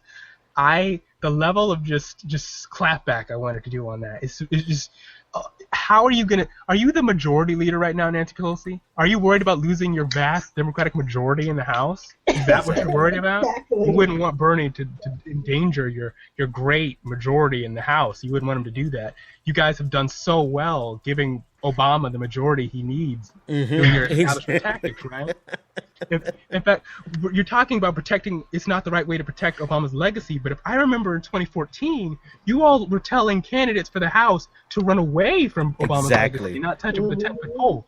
So where is this talk about Obama's legacy all of a sudden? Solomon, let me jump in there. Solomon, because this is consistent with their narrative that Bernie Sanders is running against Barack Obama because they try to make it seem like it was the left, that it was the progressive left that stood down and didn't do what they needed to do in 2010 and in 2014 in the midterm elections, when in actuality it was establishment Democrats that ran away from Barack Obama that caused them sabotage themselves. That's why they lost. If they had run more progressive campaigns and ran to Obama or further to the left saying, come on, Obama, let's do more, then they would have won.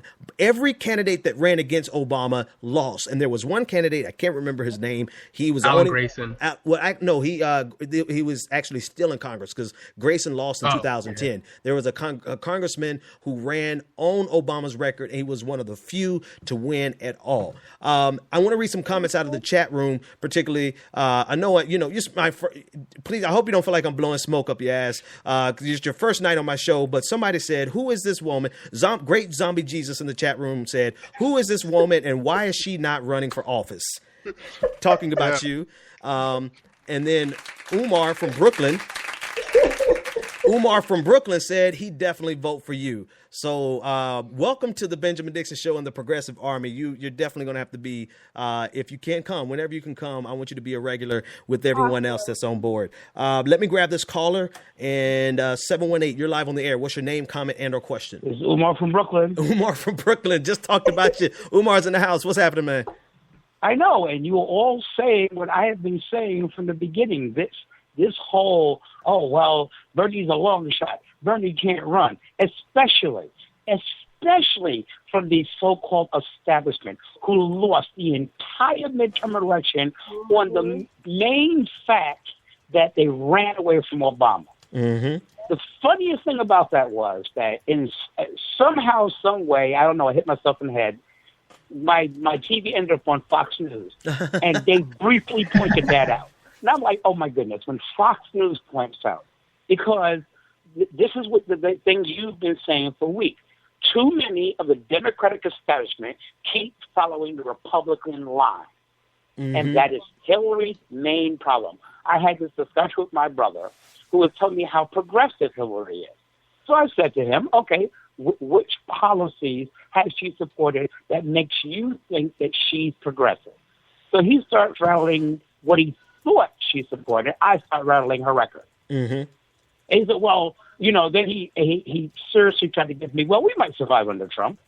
And I say, well, and this is the problem, because you've convinced yourself that this can't happen. Right. And what everybody seems to forget is this is precisely what they said when Obama first ran. And I would even let that go if it wasn't precisely what they said when Obama ran the second time.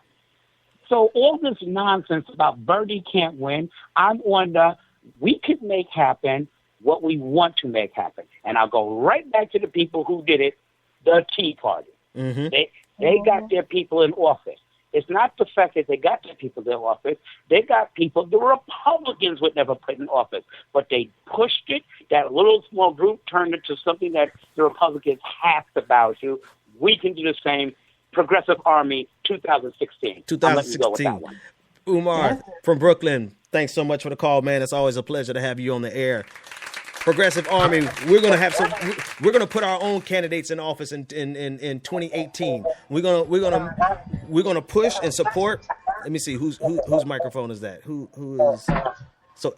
If you're not speaking, just throw yourself on a mute for me. That'll help out a lot. We're going to support candidates in 2016, but 2018, we're going to be putting people in office. We're going to spread it around as far as we can, and we're going to put some people in office because reality is they have been trying to convince progressives that we are crazy for 40 years, when in actuality, progressives today are nothing more than moderate Republicans from 1950, right? Dwight Eisenhower is far more progressive than any president that we've had since Ronald Reagan. And that's not offensive to Barack Obama. It's just an objective reality when you look at the tax brackets, when you look at the things that were implemented. No, we did not get Obamacare. Yes, we are just now getting Obamacare, but we can always do more. And so this thing from the DNC where they're trying to just say, they are really trying to pat us on the head and say, be satisfied with what you have. And that, my friends, is conservatism 101. We are seeing the remaking of the Democratic Party to be the conservative party. And you're going to see, seriously, like if Donald Trump manages to pull out, he's not going to pull out tonight. I think he's going to lose tonight. But if he manages to pull out New Hampshire and get momentum and get this nomination, then you're going to see a remaking of the Republican Party. And you're going to see those people on the moderate right of the Democratic Party align with the people on the moderate side of the Republican Party. And it's really going to be a reshift, a realignment in American politics, because we have been flooded in Democratic circles with people who are conservative and are satisfied with America as it is right now. There's no other way to describe Hillary Clinton than a conservative, because she is trying to convince us that the way America is right now is the way it should stay. And I don't know anyone who's living paycheck to paycheck, who's doing everything they can just to make rent, who can honestly say that the way America is right now is the way we need to leave it. All right, now we have go for it, Solomon. I cut you off a long time ago. Let me let you go, Solomon. 0.6 difference in the between Hillary and Bernie right now. CNN is losing the crowd. It is like Fox News when Obama beat Romney, because they were already forming their narrative. Van Jones was the only one in the panel saying, well, Bernie can still keep going, and they're like, nah, it's over when he was back at 4 points. It's 0.6 right now, and they are losing their crap trying to explain where these new votes are coming from when they were already starting to build their narrative. And it's delicious. It's delicious. I just have it's great, and there's still a quarter of the vote left to be counted, and I'm just loving it. The second thing I'd like to say is on the Progressive Army getting people in office. On that note, I just started an endorsement list to be scheduled on Bernie's Revolution, the Tumblr blog I run. They're going to be posted starting tomorrow for candidates that we think people should support. And so far, I've gotten John Fetterman for Senate in New Jersey. I've got Donna Edwards for Senate in Maryland. I've got Kroger for Iowa Congress. I've got Tom Feigen for Iowa Senate. And we're going to keep going. I just put a link in the Hangouts of people who've declared themselves as Bernie Sanders Democrats running for Congress. Mm-hmm. There's Corey Bush, who is a Ferguson protester, who's running for Senate in Missouri. Mm-hmm. Alex Law, who's a Bernie Sanders Democrat running for the New Jersey 1st District, mm-hmm. First millennial in Congress if he won. There's a whole bunch of them. There's Tim Canova, who's running against Debbie Wasserman Schultz and giving her a run for money. Solomon, I don't want. If you could see Chris Matthews' face right now.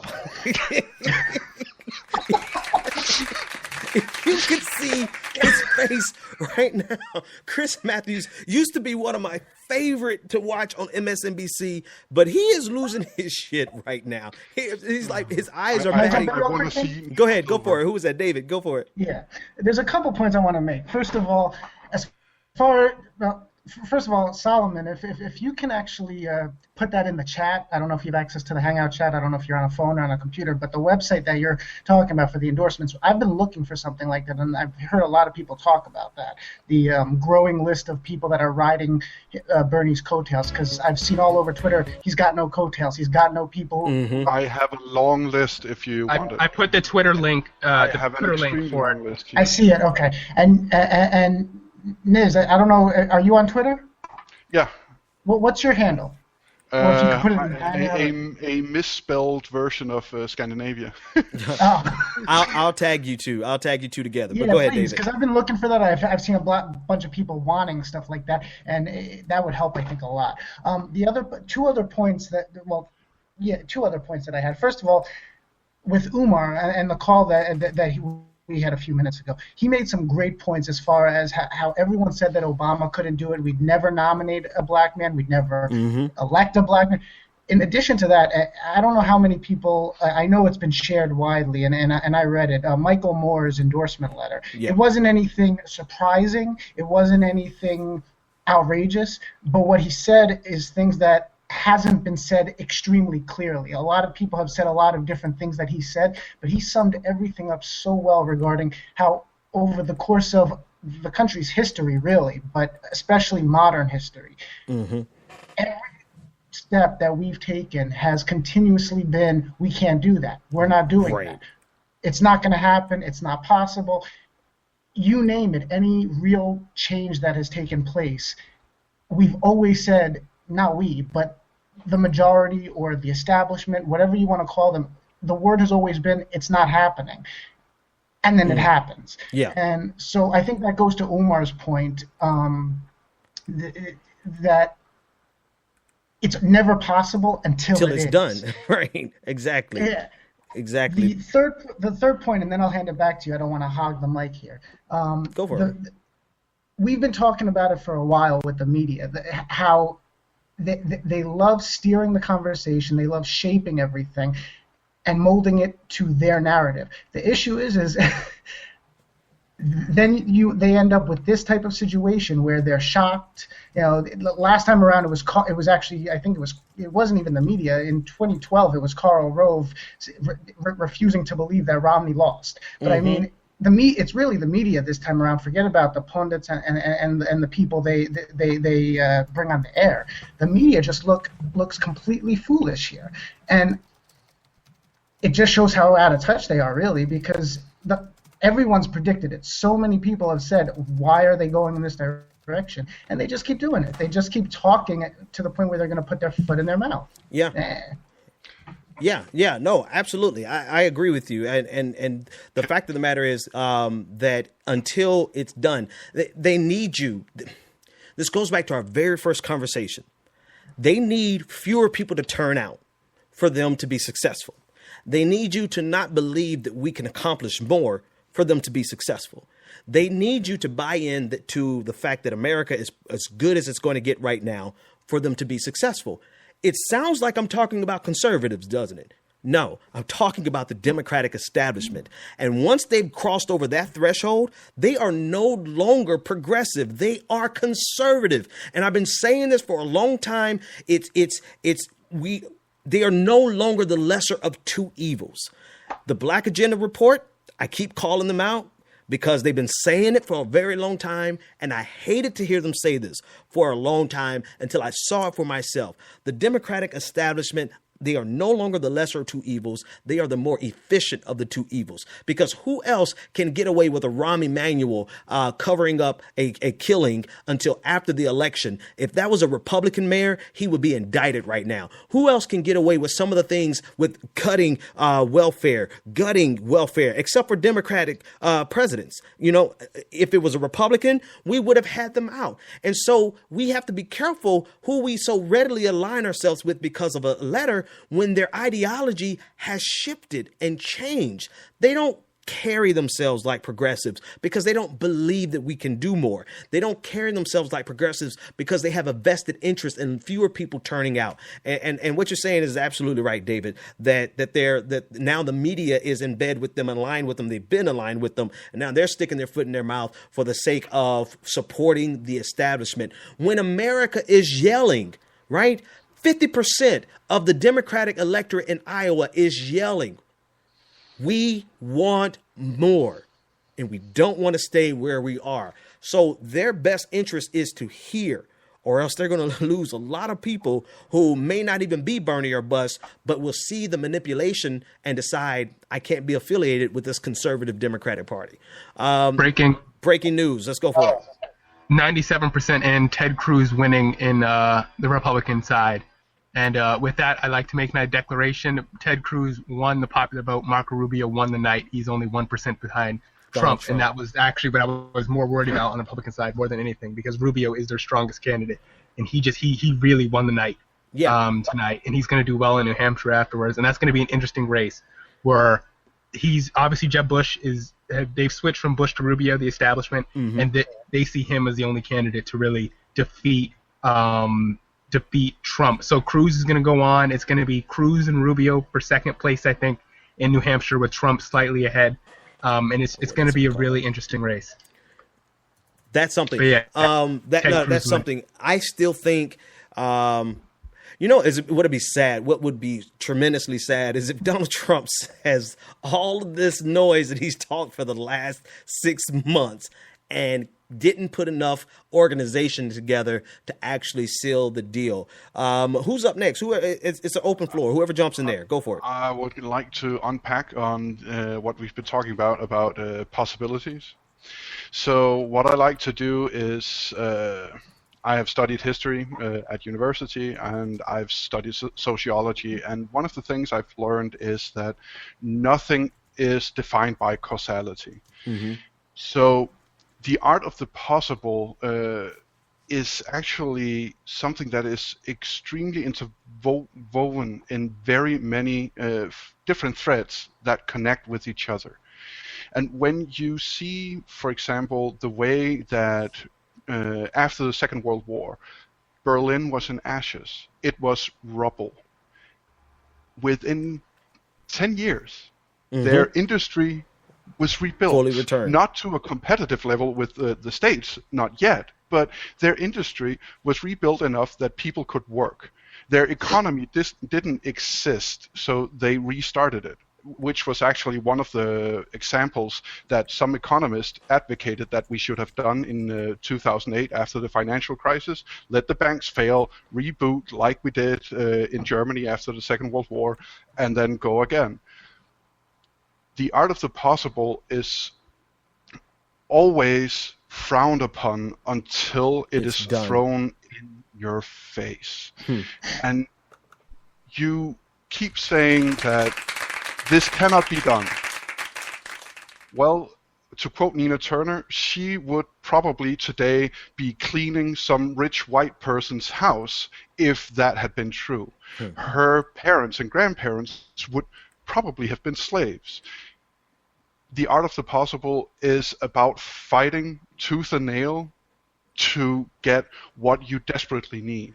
Instead of what's right in front of you. I couldn't have said it better, man. Thanks so much for that. I want the list that I sent over to the chat room. I sent Solomon's list over to the chat room. I want you guys to go ahead and follow all of them, and then tweet them and let them know the Progressive Army sent you.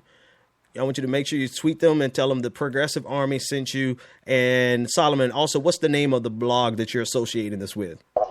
BerniesRevolution.tumblr.com is where we're going to release the first 5 endorsements tomorrow and throughout the week. And then we're going to be looking for more. There's some other lists on Facebook that are larger. There's some lists on Reddit that are larger as well, and we'll be compiling those into endorsement lists with their websites and how to contact them and how to get funds to them. I just put those lists in the chat. Put them in the chat room for us, and then I'll throw them in the chat room for the group. Let's talk about something kind of scary here. Donald, is it Rubio? Yeah, Rubio. I said this summer. Now, I got a little skittish with my prediction right? I got. You said he was. You not skittish. You said he wasn't going to make it. No, I said if Donald Trump performs as well as he looks like he's going to perform, he's not going to make it, right? But I said in the summer, I made a bold declaration, despite Donald Trump, and yes, I'm going back to my original declaration in the summer. I said Marco Rubio is going to be the candidate because Marco Rubio is just establishment enough, right? And he's Tea Party-esque enough, right? He knows how to talk to the Tea Partiers. He's not a true Tea Partier. And that's why I said he would be the perfect blend of the Donald Trump crowd and the Jeb Bush crowd. I don't know if... at this point, looking at tonight, I don't think Donald Trump has taken himself seriously enough to actually put a ground game to match his words. So it does look like it could be Ted Cruz and it could be Marco Rubio. I think either one of those, particularly Marco Rubio, is a scarier notion for either. Oh yeah. For Hillary Clinton. I mean, let's bring it up. What is the link? 270 to win, right? Is that what I need to go? Our real clear politics? Yeah, 270towin.com. is where you get the electoral map. And I just want to say that Trump almost got in third. This does not look good for him, and his speech is going to come up soon. I wonder if he'll Dean scream like Dean did when he lost Iowa. But it's amazing that how Rubio was underestimated. And I think that it's going to be a fight, especially in the South where he's strong, and it's going to be a fight for Florida, especially when Jeb drops out. It's that the Republican side is about to get very interesting because Trump is the candidate the Republican base deserves, but Rubio is the one they need. Are you using the Dark Knight? Yeah. Oh, yeah. Absolutely. Go ahead. Who was that was speaking there? I don't have my screen up in front of me, but go for it. I was laughing, but I can come in and just say a couple things about the Republican side. First of all, I have to find the article. I don't remember where it came from. I saw it earlier today, but there was some interesting commentary and quotes from just grassroots Republicans, and I think that it hasn't been looked into enough. All the noise that Trump made, it's very scary, and it puts a lot of people on edge. But I think the bigger question has been will the Republican Party, not the establishment, but the voters, will they actually embrace Trump? And there's been a lot of the article that I was reading was showing a lot of people saying they don't like it, but they might actually vote Democrat if Trump had been the nominee. I heard that same article, and I heard about that. I was listening to that on NPR on my way home today. But go ahead. No, and I just think, what I didn't take into account when I was talking before about the media and how they put their foot in their mouth and how they want to shape it their way. Obviously we know that the media, there's people behind the scenes, there's the corporations that own them. There's a reason they're saying what they're saying. The reason Trump's gotten all this attention, as we all know, is because he brings in the ratings. He's outrageous. He knows how to bring the attention to himself. He's a pro at that. That's a whole other conversation. But I think what hasn't been looked at with Trump is the fact that for all his outrageousness, is it electable? Is it something that, there's plenty of people that say, yeah, we don't like Muslims, yeah, we don't like this and that, but is it something that enough of the Republicans were going to actually jump around? Well, I wonder how much of a real picture Iowa is and Iowa is always a bellwether, right? It is a bellwether, but this is a different election, right? This is something totally different that we really haven't seen before because we saw the fracturing of the Republican Party really across the nation, not just in Iowa. And so here's my question that I'm going to throw to Anoa and then I'm going to throw to JP, who's just now joining us back. Do you think that this loss in Iowa for Donald Trump is enough to mend back the fractured party that he created across the nation? Anoa. Uh-oh. Did we lose you? Anoa, I think we lost you. JP, go for it. I would just simply say that this was an aberration. Trump winning Iowa would have been something that would have been totally an aberration because of the evangelical vote. Again, say what you want to. Them folks were not really going to come out and vote for him the way that you think they were. So I think that at the end of the day, this came out like it was. I think Rubio's finish was definitely something that nobody saw. but I think we haven't saw the best of Donald Trump yet. That will happen next week in New Hampshire when you see him put his foot on these folks, and New Hampshire is going to come out, and Trump will win New Hampshire, and then, how they say it, game on. Game on. Yeah, he does have a commanding lead in New Hampshire. Noah, I was throwing it to you. Do you think that this loss tonight for Donald Trump will actually hurt him enough that it mends and pieces back together the GOP coalition that he fractured to his benefit? Oh, I think we lost you again. All right, let me throw that to Niz. Niz, what do you think? Oh, I have you. I have you now. Go for it. Nope. Okay. We lost you. Niz, go for it. Well, I think Trump, if he actually wanted to win this election, he could have done some organizing of some of his more dangerous followers that could have been pretty ugly. But fortunately, neither he nor anyone in his campaign has that kind of vision. I mean, imagine Trump supporters who have a basement full of rifles starting to organize, not in brown shirts, but in shirts, and start policing, helping out on the streets. That could have thrown the country and this election into chaos. So I think that if he was truly serious about winning, he would have organized better, because even he knows that he cannot do what he has done and then go to the center and try to actually win the general election. That's my take on Trump. Where I think that Trump is dangerous is in the fact that he is a big, as Martin O'Malley put it, carnival barker. He's a big distraction. He's a big bully, and the second someone turns around and whiffs a punch in his direction, he balks and goes the other way. What he has done is that some of the things Ted Cruz has said and proposed are almost, I mean, like with nearly no difference, as bad as what Trump has proposed. But no one has actually examined Cruz into detail. And I mean, I'm not endorsing anyone here, but Kasich seems to me like the only just like reasonably sane person on the Republican side actually running. He did a speech after, I think it was the third Republican debate, in which he said that he could not believe that this was the Republican Party where they were talking about dismantling Social Security and dismantling Medicare and Medicaid, where there no one who wanted to actually win the White House. I think perhaps he could be someone you could live with, survive with anyway.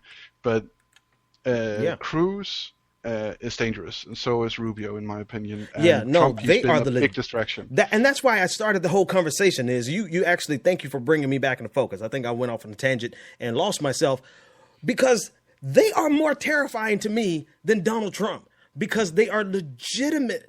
They legitimately believe what they're saying, to the point, Ted Cruz more than Marco Rubio, to the point where they would enact these policies. Like Donald Trump wouldn't know what he was going to do until he actually did it, which is kind of scary, but I don't think it's as scary as having someone who firmly believes in these ridiculous Tea Party principles. You have to understand, Ted Cruz is the Tea Party. He was elected on the Tea Party principles. He represents the complete totality of their shenanigans and their ridiculousness.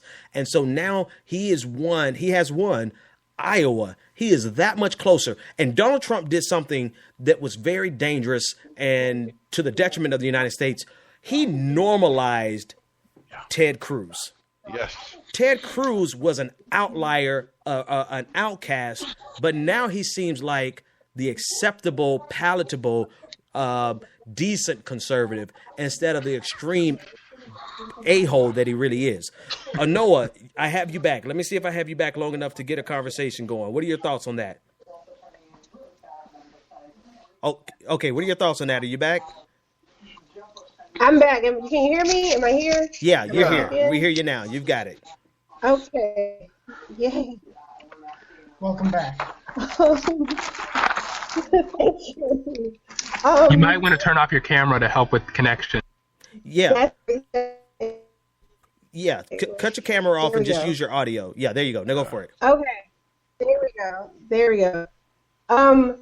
Sorry, because it was going in and out. So we're talking about Donald Trump basically normalizing. Donald Trump and the fractured. Mm-hmm.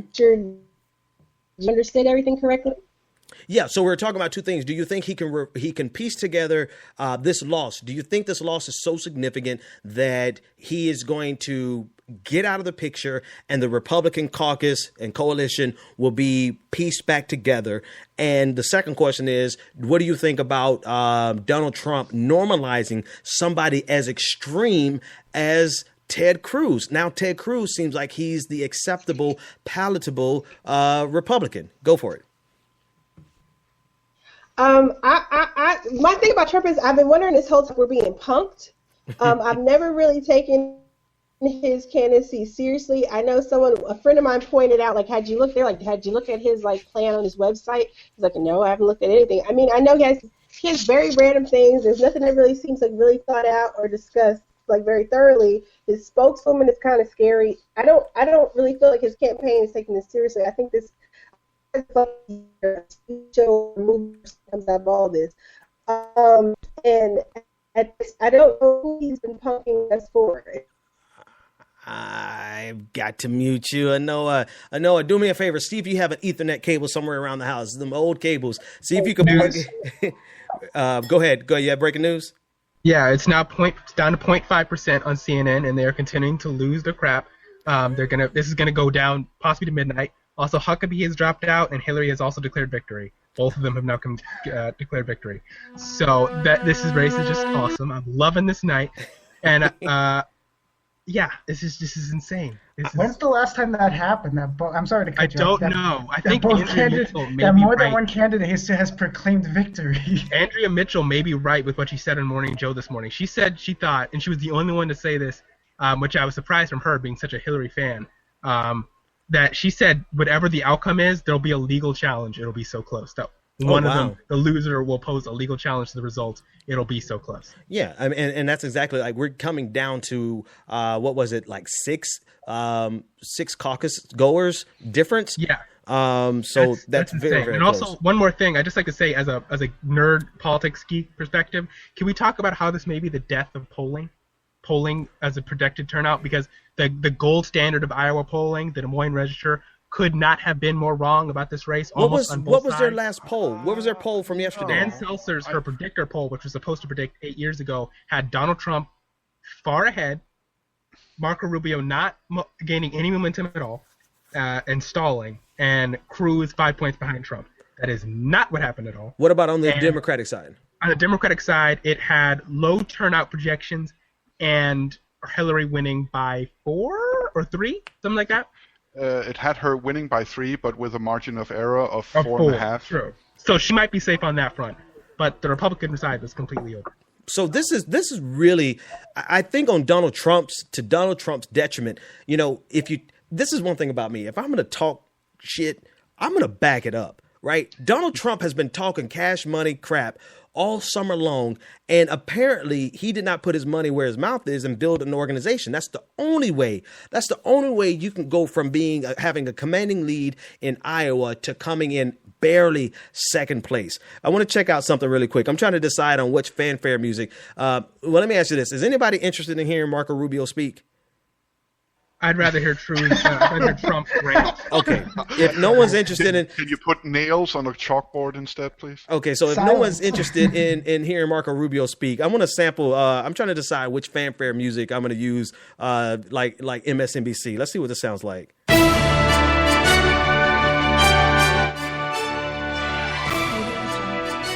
What you think? You guys like that?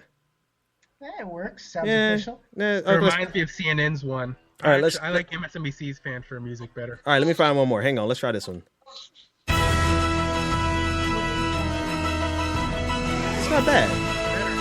We just go, "We are the champions." Okay, we'll sample one more, and then we'll get back to the real broadcast. Hang on, one more. Nothing with no bass in it. Nothing with any bass. Oh. Oh hell no, not that one. No, hang on. Hold on.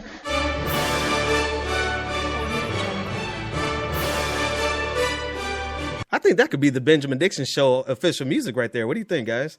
The election night music? No? You got me losing myself over here. No? Okay, I need you guys in the chat room to vote. I'm narrowing it down to these two. This one.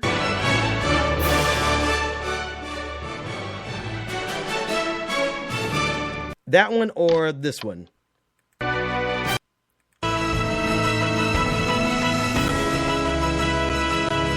Actually, I already picked the one I like. So you I'm guys going just with the first one if I had a vote. Yeah, the first one. Okay, let me buy this music real quick, and I'm gonna upload that. And every time we get breaking news, you say breaking news, and I'm gonna play our fanfare music. All right. So who has something? In the meantime, where do we leave off? And Noah, did we get your connection fixed? Because we want to hear what you have to say. I mean, I want to hear what everybody has to say. But you're a first time guest. Yes. All right. Let me hear you talk. Noah. Okay, I was just saying that I think like the conversation about Ted Cruz and Marco Rubio. Mm-hmm. Oh, what's going? Somebody in your house is downloading video games right now. They're watching Netflix. Whoever's watching Netflix in your home, tell them to chill out while you do the Benjamin Dixon Show. If that doesn't work, I can give you a phone number to call in. So let me know. Go ahead. Did you just say Netflix and chill? I did not say Netflix and chill. I said they're downloading Netflix while we're trying to do the show. So they need to chill. Give her the number because she is still. Yeah, she's in the chat still. So okay, yeah. I'm gonna drop the number here. It's the same number, 857-600-0518, and we'll have you chime in that way until we can get your connection. Because what you're saying is so far. Oh, see, that's whoever you just told to go to bed. They're the ones that are downloading some Netflix.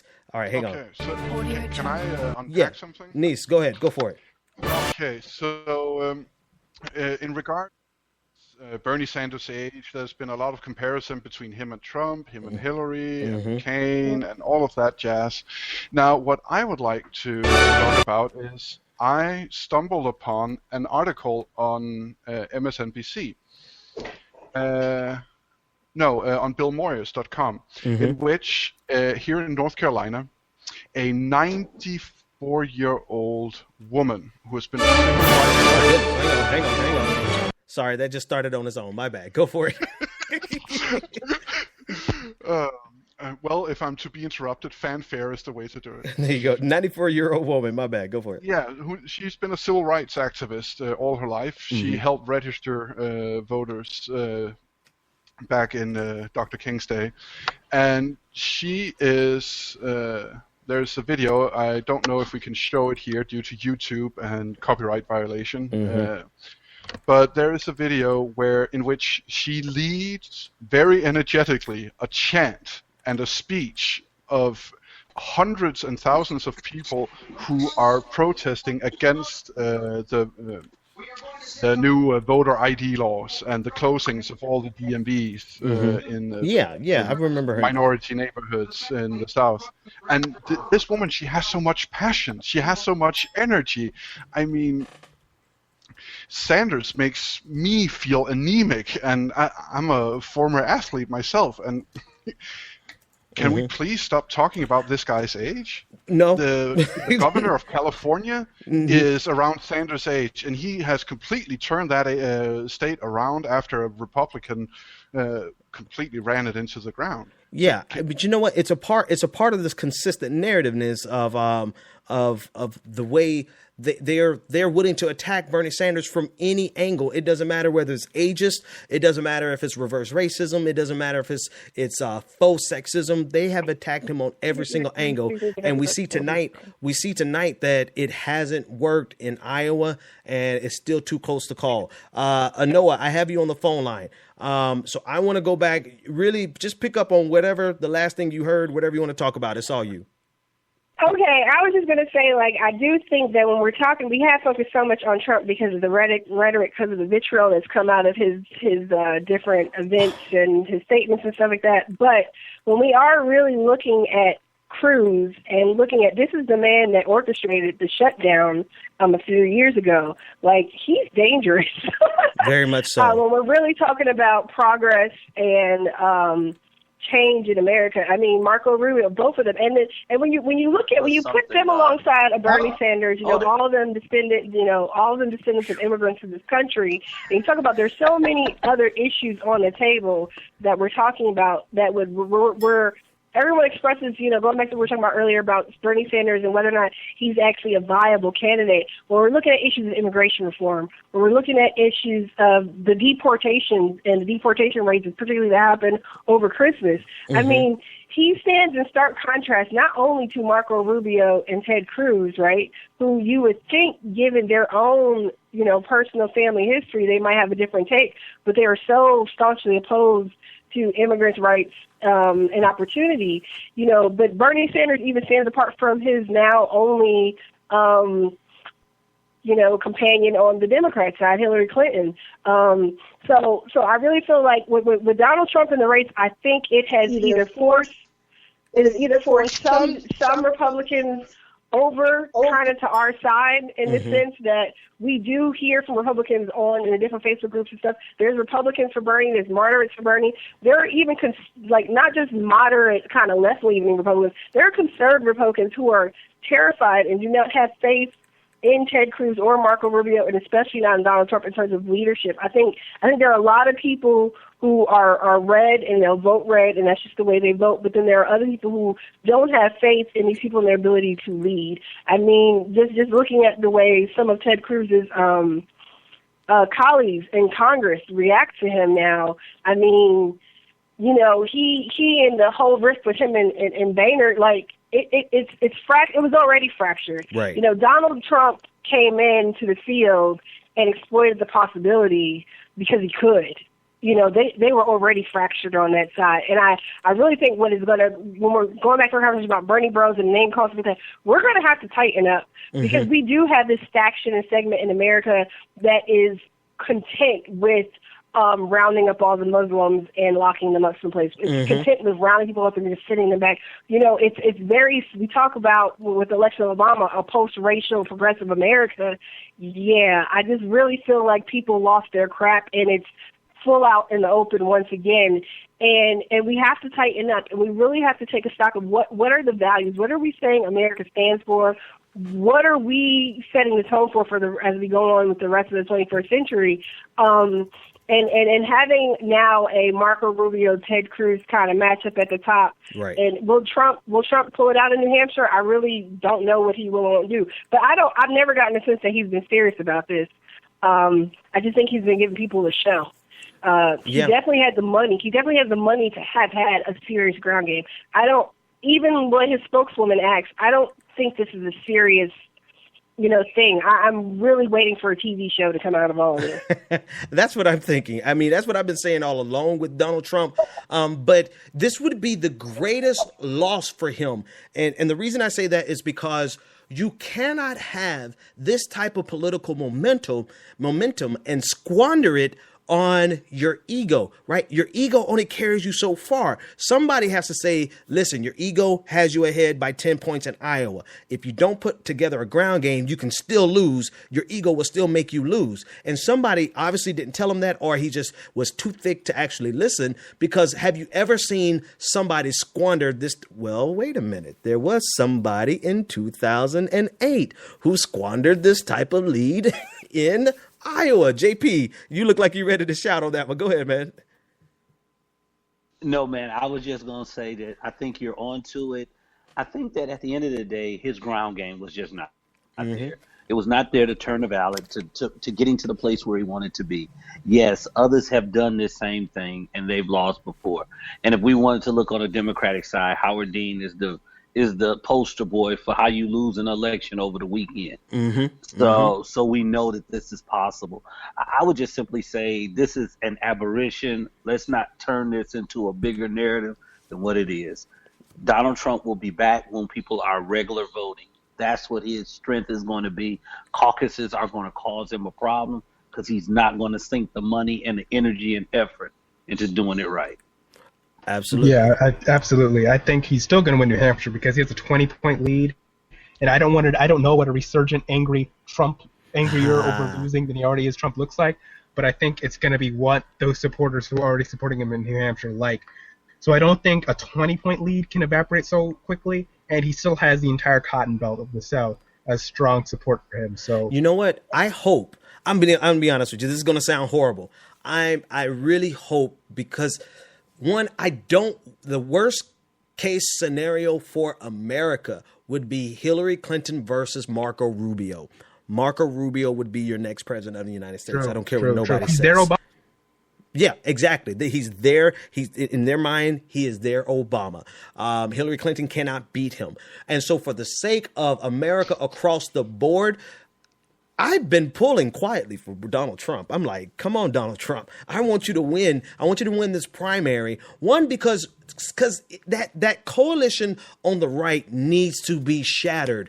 Those Rockefeller Republicans and that blue collar working that demographic that was a part of that recent Harvard study that said the lower educated, the high school graduate but no college, the poor white middle-aged men, that demographic should be separated away from the Rockefeller Republicans. But that coalition has been so strong, and it has put Republicans in power across the states for a long time and have been competing for power in the White House, that Donald Trump was doing a favor to democracy, in my opinion, by coming in and just fracturing that straight down the middle. So I hope that an angry defeat tonight would open up his coffers, and he will spend the money that he needs to spend so that he can win New Hampshire like by enormous margins, and then go on through like you said, the Cotton Belt in the South and win. Because realistically, I think we can easily beat Ted Cruz. I don't think we can beat Marco Rubio, and I'm just going to be honest with you. Not with Hillary Clinton on the ticket, and I'm still trying to pull up the numbers with Marco Rubio versus Bernie Sanders. Does anybody remember the most recent poll on Marco versus Sanders? It's around 6 to 8 points, as far as I remember. 6 to 8 points in whose favor? Can I jump in while you're looking up the numbers? Just outside the margin of error. Go for it, David. And Hillary was losing by 1. Yeah, Hillary loses every one. Bernie wins, but it's the closest one of all the Republicans. All right, go ahead, David, while I pull up that data. Go for it. Great. I'm just curious about everyone's thoughts on 2 points, and then also a question for JP. First, how much money do we think Trump is willing to spend? Because we know as he is getting some donations, he's accepting whatever he's getting, but he's financing himself aside from the free publicity he's getting through the media. So I'm curious how much we think Trump's willing to spend on his own candidacy. I think let's go with that first. I think that he really wanted to be able to say, I could win Iowa, this state that everyone says you have to do hardcore retail politics and exhaust yourself to win. I could just win it by essentially just paying for my airfare for my plane, and I could just run the table and redefine politics forever in America and become president. That was his ego thing, and now that's been crushed. He almost got in third. He almost got Hillary Clinton. And so now I think either he drops out, which I don't think is going to happen, or he's going to come back madder and willing to do a lot more for the rest of these states. But and then that brings me to my second question, though. Do we think that he's really in it for the presidency? My opinion's always been, for the longest time, everything I've always said whenever I end up discussing Trump is, we don't see the real Trump. Mm-hmm. He's a persona. He's crafted himself over the course of the past however many years. The real Trump, the public does not know. He's an act. He whether it's for profit, whether it's for publicity, whatever the case is, I've always felt we don't know who the real Trump is at all. He gives himself a completely different image than the person he is. And I think it was Russell Simmons who actually wrote an open letter to him and published it online saying to cut it out because he's worked with Trump, and I don't remember exactly what he said, but his message was essentially, we know that this is not who you really are, those of us that have actually spoken to you in person. Actually, I've seen quite a few reports that Donald Trump is, people who've ever worked with Donald Trump one-on-one say that he is actually one of the most personable people, the type of person who's not concerned about himself, more concerned about you and more concerned about your comfort. And I'm like, at what point have we ever seen this version of Donald Trump on national television? And we haven't. I want to share 2 polls with you really quickly. and I said this summer, if Republicans were smart, they would get Marco Rubio. Marco Rubio beats Hillary Clinton by 2.5 points right now where we stand. And Marco Rubio beats Bernie Sanders by 1 point, clearly within the margin of error, right? However, he is on both of those. The margin of error is in his favor, not the margin of error, but he's ahead. I don't. Everybody's looking at that same poll, and everyone anyone in the Republican circle, they're looking at, we've got to get Marco Rubio to be our nominee. Marco Rubio has an advantage that Ted Cruz doesn't have, in that Marco Rubio is young, and to some people, he's good looking. Ted Cruz and just looked like he's not a giant jerk. And he's not a humongous living dick, right? Ted Cruz is an Eddie Monster looking human dick with feet. And so we could beat Ted Cruz. We don't have anybody young who can beat right now. I'm saying this based on the polls. Call Martin O'Malley. We need. I'm not saying this based on what I believe Bernie Sanders can do. I'm saying this based on the polling number right now. Marco Rubio is the greatest challenge that we would have, and to that end, I'm pulling for Donald Trump. Give me Donald Trump or Ted Cruz, because I know we can smash them in a heads up no matter who comes around the corner. Go ahead, Solomon. Breaking news. Just quick breaking news. It's 50-50 for CNN, technically 0.2222222 lead for Hillary Clinton, but it's tied right now with 90%. Wow. Noah, I think I have your line open. Noah, are you there? Okay, so we'll keep the line open for you, Noah. Let me go to Yeah, I'm here. Okay, there you go. So we're gonna work this out. I thought it's tied. Yes, it's tied. Hillary Clinton has 629 caucus goers, and Bernie Sanders has 626. And did we ever get the official suspension of his campaign from Martin O'Malley? Did that come out? Yes. I have not seen the statement. I think everyone's been too focused on Rubio and the Trump side to actually see. I know he was supposed to give a speech within 30 minutes. I'm thinking that 30 minutes has happened already, so I haven't seen anything, but I'm looking.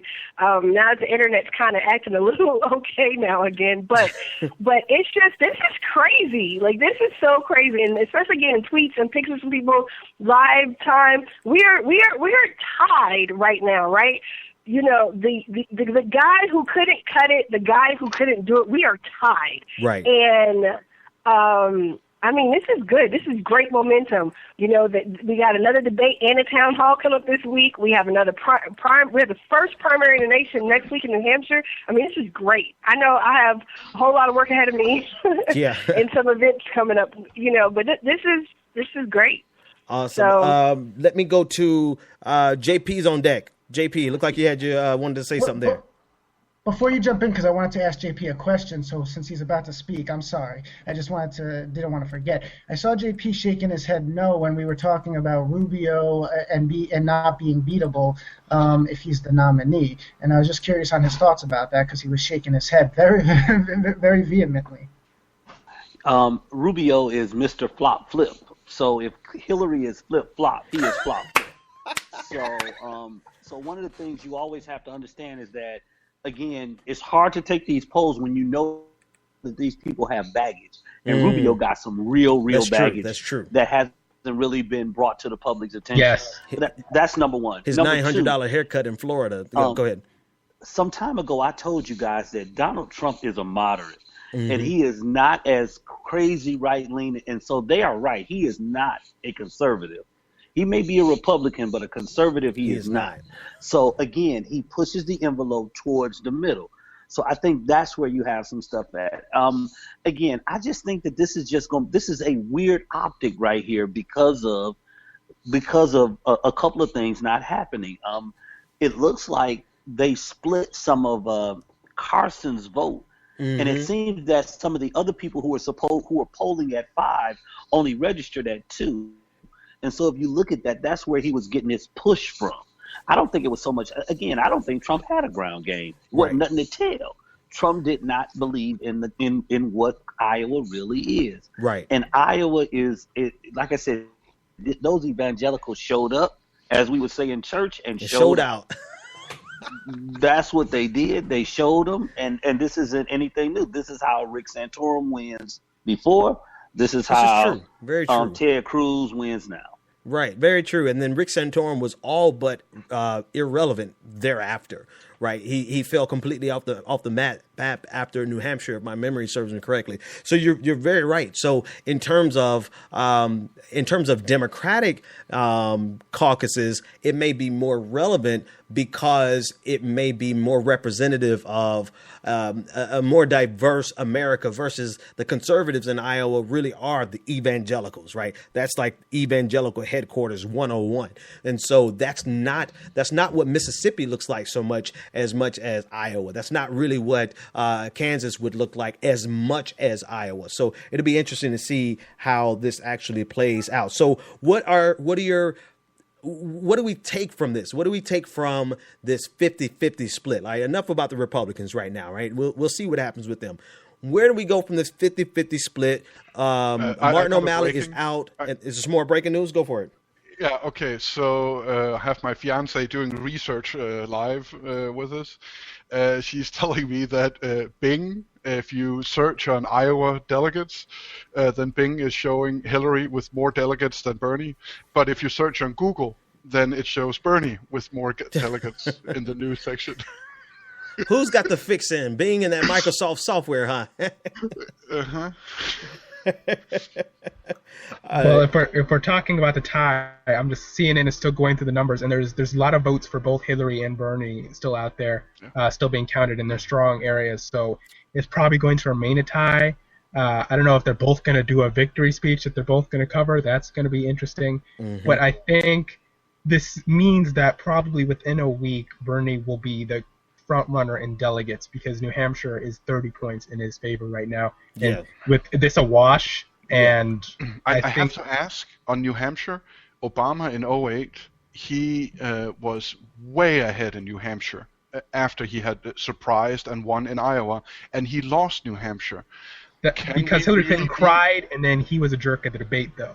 I don't think he was specifically, he was too uppity towards Hillary Clinton during the debate, and then earlier she had that crying moment that got New Hampshire women on her side, and that's what covered it. But he wasn't beating her by 25 to 30 points for 2 months ahead of the New Hampshire primary. That's a very strong lead in all demographics that would really have to mess up to lose within the next 7 days, which is why they put a town hall and a debate within 2 days of each other, just in case Bernie makes some sort of slip up.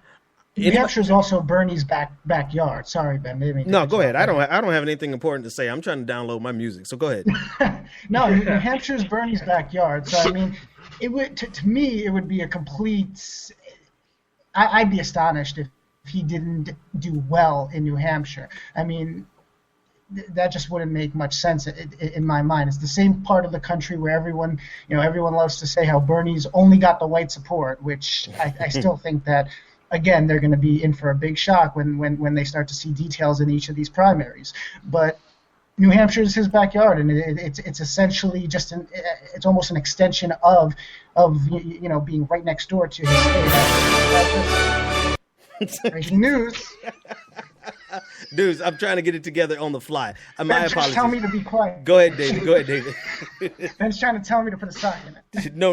I know how to mute. I have to mute a separate channel this time. Go for it. It's all you. And then I'm going to go to Noah, and then. I just think that's easy. I think New Hampshire. He shouldn't take it for granted, but I think New Hampshire. That just goes with it. Gotcha. Folks, I just realized we've been broadcasting for 3 hours now. I'm just to give you guys a heads up, I don't care who's winning and who's not winning. At midnight, I'm shutting this down because 5 o'clock in the morning is coming. We don't get paid to do this. This is I have a real job in the morning. But now I digress. I would like someone to find if you could share me a link on Twitter of a public feed where we can share the video of Hillary Clinton's victory speech and Bernie Sanders' victory speech. I want to share that live. So if anyone has access to that in social media land and you want to share that at the BPD show, I will be sure to stream that as they give them, because at 90% in, I think we should be hearing from them probably in the next half an hour. I don't know how you connect through YouTube, but I would imagine, I don't know this for sure, Bernie 2016 TV tries to cover every single one of Bernie Sanders' events. Okay. So yeah, I'll I start. imagine they might have have it someone as well. on the ground over there. Yeah, just send me a link. I can connect anything on my setup. So if you send me send me the link on Twitter, I can pull it up and share it. Let me go to. Let's see. JP stepped out for a minute, and let me go to Anoa. Anoa, I have you on hold still. You're there? Are you still with me? Yeah, I'm here. I'm still here. I'm hanging in here. I just feel like, declaring victory. This is her hubris, right? And the comment, I can't remember who made the comment because I can't see the chat window to see everybody. But the comment about Obama losing because he was a jerk to Hillary. Bernie is very cautious about falling into those traps, right? He's just a straight shooter. He doesn't really care about all that personal stuff. I mean, they've tried to trap him several times. They tried to get him to talk about, Bill Clinton's extramarital affairs. That was Andrew Mitchell, who's Alan Greenspan's wife. Let's just put that out there. Everybody has their little biases right now, and it's not that we think they're the conspiracies and people are against him. Bernie has handed her husband the business, when he testified before Congress several times. There's video of it. Chris Matthews' wife is an establishment Democrat running in Maryland. I mean, people are heavily invested, and they can try and portray and act like they're just giving us the news, but there's a serious spin going on. So when we're looking at a tie right now, we have a tie. We have a tie in Iowa, the first kickoff for 2016, and Hillary Clinton's declaring a victory. Sweetheart, you were the front runner. You've been running for president for the past 8 years now. Let's be real. This is a loss. This is a major loss for the Clinton campaign. Bernie is supposed to be this obscure little old white man from Vermont who is crazy Doc Brown status, and you are tied. And quite honestly, he's probably going to beat you by the time all is said and done. Even if he just squeaks it out bare minimum with the weather and stuff going on, this is not a win for the Clinton campaign. Let's just be real. And that hubris, that failure to actually acknowledge what is going on in the world around her, that is going to be her downfall yet once again. And no, I'm not some woman-hating, anti-feminist. I'm a very proud woman. I'm all for women in advancement. I uphold people all the time, but I cannot tolerate people who are disingenuous, and I can't just, the hubris, it just gets to me so much. So this is not a win. No matter how much the media spins it, no matter how much the campaign spins it, this is not a win. This is a definite win for the growing progressive army, and for all those volunteers who have made the phone calls, who've hit the pavement. I know so many people who were able to get up to Iowa to help canvass, to help get people. I mean, they were giving rides out. There's a Bernie taxi app, which is going to be good for anyone out there listening. If you have issues, especially if you're someplace like Alabama, where polls are or Ohio, where polls are so far away, people can't get to them. The Bernie taxi app is one thing that you can use to try and get a ride to the polls and stuff like that. But the Bernie Sanders website itself has had a place all day where people who needed a ride could sign up to get rides. Because volunteers were in Iowa giving rides. People from one of my admins from Florida with Women for Bernie, her group got buses from Florida, raised the money for buses in Florida, went to Iowa to help canvass and get out the vote, get out the caucus, and then they used their charter buses that they rented to help transport people who would not otherwise have been able to. This is what democracy should be about. So like everyone was saying earlier, when we have the establishment candidates about we don't really want that many people out voting, that is a problem. That's a very serious problem. And the fact that we have issues with people not being able to get access to their polling locations, in this case to their caucus locations, we have a serious issue. And Democrats have sat on their hands and just watched the Voting Rights Act and other, hard-fought battles just be so eroded. And to hear people say that, well, we don't really want you to come vote because you're not going to vote for me, that just hurts so much. And all people before us, I mean, it's the first day of Black History Month. The fact that we even have women politicians doing what they're doing, Shirley Chisholm is the first and the original. So, seriously, Sandy Lou Hamer, seriously, don't even come at me with that stuff. So the hubris, tonight is a victory. Tonight is a win, and I don't care what the spin is tomorrow. And the Bernie Bros, I'm just going to give y'all a shout-out. Love y'all dearly. We all in the struggle, but y'all need to kind of calm down tomorrow. Don't go too hard on them. Hammer don't hurt them. Yes. But this is good. This is been really great. good. This is great, and I can't agree with you more. Let's start there. I think you said the most important thing right now. Right now, today, everyone who's listening, you need to tweet your Bernie bro. I'm a Bernie bro. I'm taking back the power from that name. So everyone's a Bernie bro, but I need you to tweet those that are problematic, those Bernie bros that are dicks, that are really ruining this for everybody. Who a lot more women and a lot more minorities and a lot more black people would probably support Bernie Sanders if we could talk to that little subset of a subset that are really making this difficult. Tell them tomorrow morning that even though this is a victory for Bernie Sanders, hands down, and I think Anoa made the best case that could ever be made for it. I don't even have to add to it. This is a victory for Bernie Sanders and progressives in general, hand down. Let's carry ourselves like the better people tomorrow. It's not about winning arguments. It's about winning votes. And you have to present yourselves in a way. What would Bernie do, for the love of God? Please, let's carry ourselves. I see he's getting ready to do it. Go ahead, Solomon. Go ahead. I'm about to say, I don't know if people follow the Bernie Sanders subreddit right now, but it is worth screenshotting right now because there are 50,000 active readers. Anything you post on there right now is just exploding. And the media projected, they said if Bernie wins, he might bring in $15 million in the 1 or 2 days preceding this caucus. Yeah. What do you think a tie is going to do? A tie that is still essentially a win. How Right. much money do you think is coming in right It's now? going to drive in even more so. Do me a favor. Go to the subreddit and tell them that they need to watch the coverage over here at the Benjamin Dixon Show. Since there's 50,000 people active on the Reddit right now, tell them to send about 500 of them. That's all we need. It's 500 of them. You post any videos on there right now? It's incredible. It's crazy. And I just posted the Bernie 2016 TV link in the Hangout. Yeah. I don't know if you can use that. Yeah, I instead can. of Let me see Twitter, what they but, have going on. Okay. Perfect. I don't know if they're doing it. I tried asking in the chat and I'm not getting a response. But they're streaming lots of commentary over there right now. So I'm TYT on YouTube might do it. Okay. Bernie That makes TV. sense. Bernie TV is turning up tonight. They have 2,393 people watching live. Yeah. Look here. Let me give them a round of applause right now. That's awesome. Awesome. They're not even using percents anymore for it's so close. They're using delegates. We're at 4 delegates away. Four delegate difference. That is ridiculous. That is ridiculously close. When's the last time someone do a quick Google search? When's the last time we've seen a Iowa caucus run this close? Where 2012 on the Republican side was only 34 votes between Romney and Santorum, but I don't know for the Democrats. Wow. Amazing. All right, Nis, I'm gonna throw it to you, man. You've been sitting there a little quiet. What do you have for us? Well, I'm just sitting here, remembering good old days on BTV. But no, I don't have. I mean, yes, would we have liked to win by 10 points? Yes, but I mean.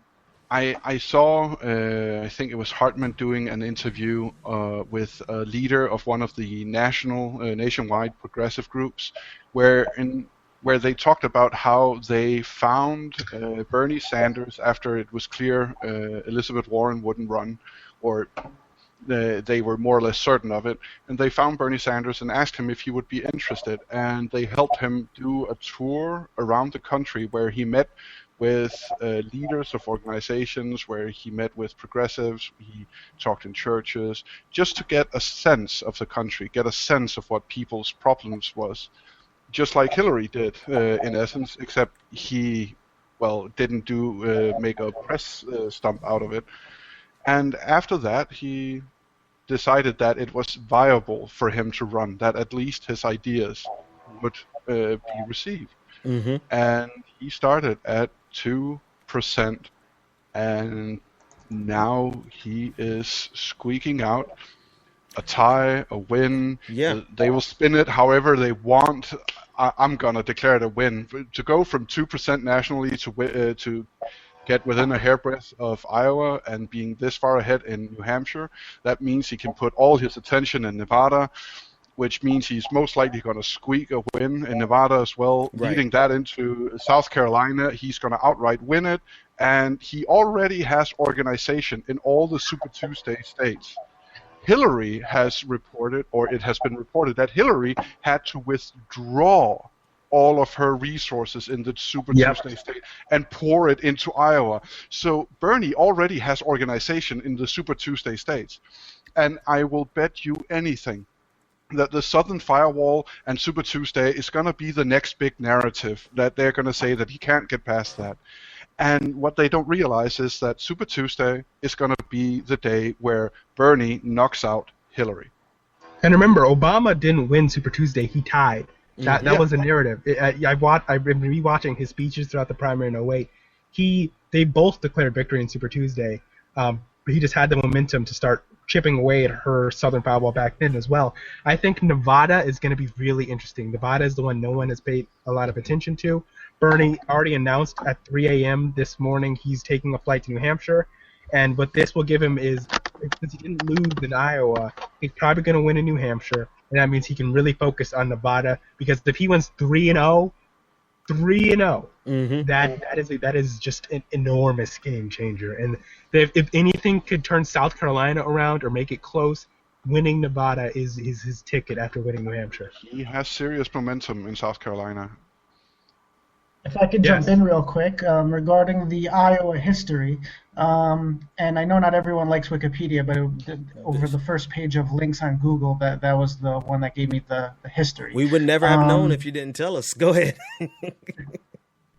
I'm an honest researcher. Okay. What can I say? According to this, in 1972, Edmund Muskie tied with the uncommitted vote at 36%. And there was one other one, and it was not as close as this year by any means. It was John Kerry and John Edwards. John Kerry in 2004, he had 38% to John Edwards' 32%. But those are the two that come closest to this tie right now. I'm looking at these delegate totals for the Republicans, and it really doesn't, unless I saw the number wrong, how many delegates did Ted Cruz pick up? The Republicans have much fewer delegates, I believe, than the... Right, they have a total of 30. They have a total of... Democrats have 44. 44 or 52, I saw. For a moment there, I saw 52 delegates for the Republicans, for the Democrats, and then I did see another total of 44, so I'm not sure which one is the final. But anyway, Ted Cruz... I saw a breakdown that said like 6, 5, and 5 for the delegate totals. I guess if it's going to be proportionate, that kind of makes sense. And then Ben Carson had like 2 delegates, so everybody's picking up some. It's really not that huge of a win for Ted Cruz, except for the narrative, right? The narrative that he beat Trump. They didn't even show his victory speech. They showed Marco Rubio's. I think this is really Rubio's night. He almost beat Trump. He was down only by 2,000 votes. Yeah, well, Ted Cruz, they're definitely going to cover his speech. I mean, they have to cover his speech. I just don't know why. So Hillary Clinton got a new bump. She's up by 11 delegates at this point, but they're still too close to call and essentially still 50-50. So we're still waiting to see how this goes. But however, who is this right here? This must be Ted Cruz. No, this is Hillary. This is Hillary's speech. It looks like she's getting ready to come out and declare victory, but we'll keep an eye on it. All right, so we're gonna do a round robin until we shut it down at midnight, or until they are finished with their speeches. So we're just gonna go in this order, from Anoa to David to Nis to Solomon to me. And then any observations that you have, any of the issues, the underlying issues, whether it be black voters, Bernie bros, the women vote, whatever it is, you have about 90 seconds to make your case, and then we'll keep the round robin going. Go for it, Anoa. It's in your hands. One of the things that I just noticed now that I'm on my Twitter timeline again is that Patricia Bynes, Democratic Committeewoman of Ferguson Township, has already, she said, I said it this morning, I'm going to say it again, I am for Bernie Sanders. So, I mean, you're going to continue to see, as people like, wow, really, what? He is, because people have bought that narrative that he is not viable and just shut it down. Now people are like, wait a minute, he just took on Hillary Clinton head up without any big money, power to the people. Right. I mean, we have a real fight on our hands, and it's going to get real interesting interesting going into New Hampshire. But South Carolina is not the firewall. There's a lot of people who are not being engaged in dialogue with. You know, the black elite thinks that they can hand the black vote over to Hillary Clinton. That's not happening. That has happened for too many years. We've been sold out and sold up and down the river. We're not having it this time around. So, I mean, like I said, it's real exciting. Girl, you ready for TV? that was listen, it's just us and 117 people, but that was nice. That was a nice 90 seconds right there, man. All right, I'm working on it. that was good. David, no pressure at all. Everybody has different gifts, but go for it. What are your observations? I'm no match for her, but that's okay. Go for it, man. It's all you. And she's a welcome member to the Progressive Army. Let me just say, I think that she should be on as much more often. As much as possible, absolutely. Yep. The two thoughts that I have right now for each side, Republican and Democrats, I'm going to say that for Democrats, I don't think it's a surprise for those that have been giving an equal mind to it and not just giving into the rhetoric. I don't think it's much of a surprise that the Democrats are coming out the way they are, 50-50. Bernie supporters were going to come out. I think that was pretty easy call. I think it's nice to see it in reality that they are coming out like that, and that it's not just that we're not disappointed in that aspect. On the Republican side, though, what I'd be interested to see is how they shape the conversation. Everyone's eyes were all on Trump because of how much attention he's been getting. He's not winning this. I'm curious to see how they shape that and how they talk about Rubio and Cruz. Interesting point. And as you mentioned, Cruz is getting ready to come to the podium and do his victory lap. As he comes, Nis is in your hands. What do you have? Well, I thought about doing some appeal to Republican voters about their party's proud history pre-Nixon, but I can't say much other than just burn the house down and start over, please. Burn the Republican House down. I'm past caring. With regards to the Democratic side, I applaud O'Malley for hanging in there for as long as he did and actually not going full tilt negative in an attempt to get any viability and actually being relatively mean to both candidates on the issues where they both were not very clear where he was. So hat off to O'Malley for running an okay campaign. And then, hey, I'm only sitting down because the camera wouldn't be able to capture me running around and climbing up and down the walls. I am extremely excited about what's happening here, and Bernie is going to take it all the way to the convention, and unless they steal it from him, he is going to win it. Absolutely. I'm listening to Ted Cruz. Well, I'm not listening. I'm just looking at him. He's like, God bless you, Iowa. And his Eddie Monster flap started flapping on the side of his chin. And the look of sincerity in his eyes is both disconcerting but disingenuous. Like it's scary and fake at the same time. Like he almost looks like he really believes what he's saying, but it's just something about this dude. He's like, he and Marco Rubio to me, and I'm sorry about the ad hominems, but they're just grimy, slimy guys. Like I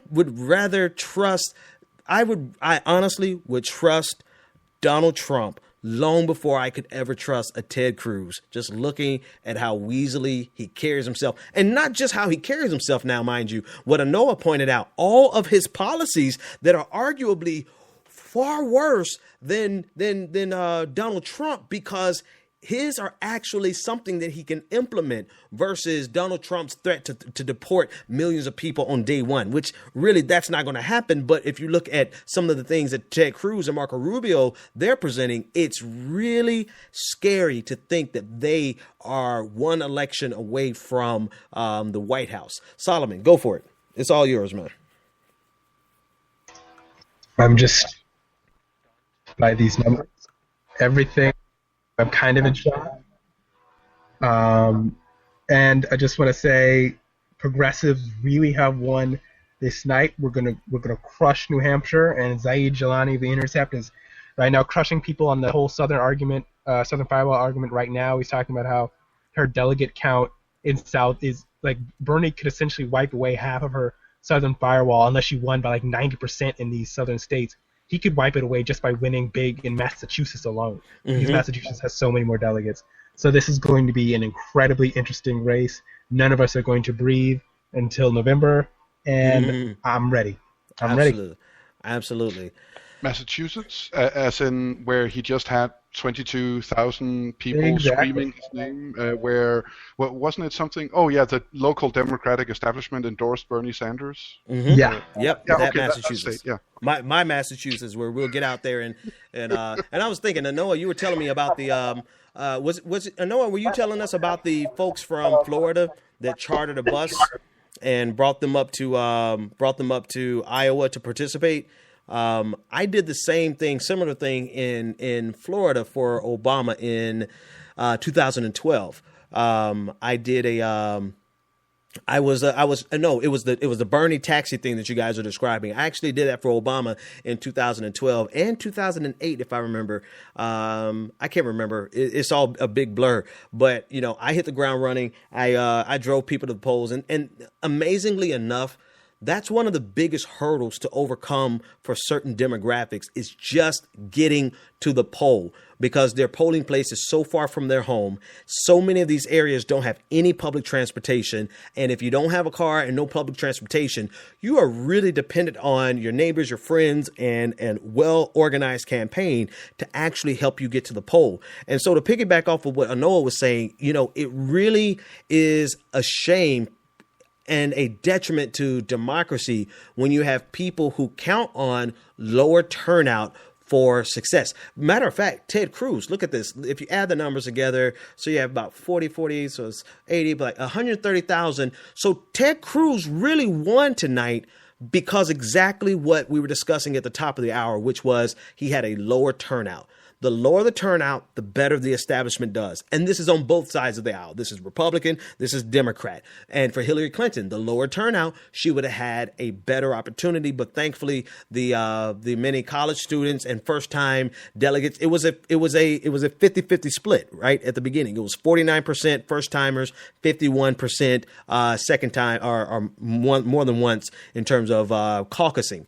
So it really shines a light on the reality that there are people who have a vested interest in making this more difficult for people to participate, because the more people that participate, the greater threat we are to the establishment, which to me tells us that we should have an influx of voters every single time, because the establishment is itself the problem. Noah, what else you got for us?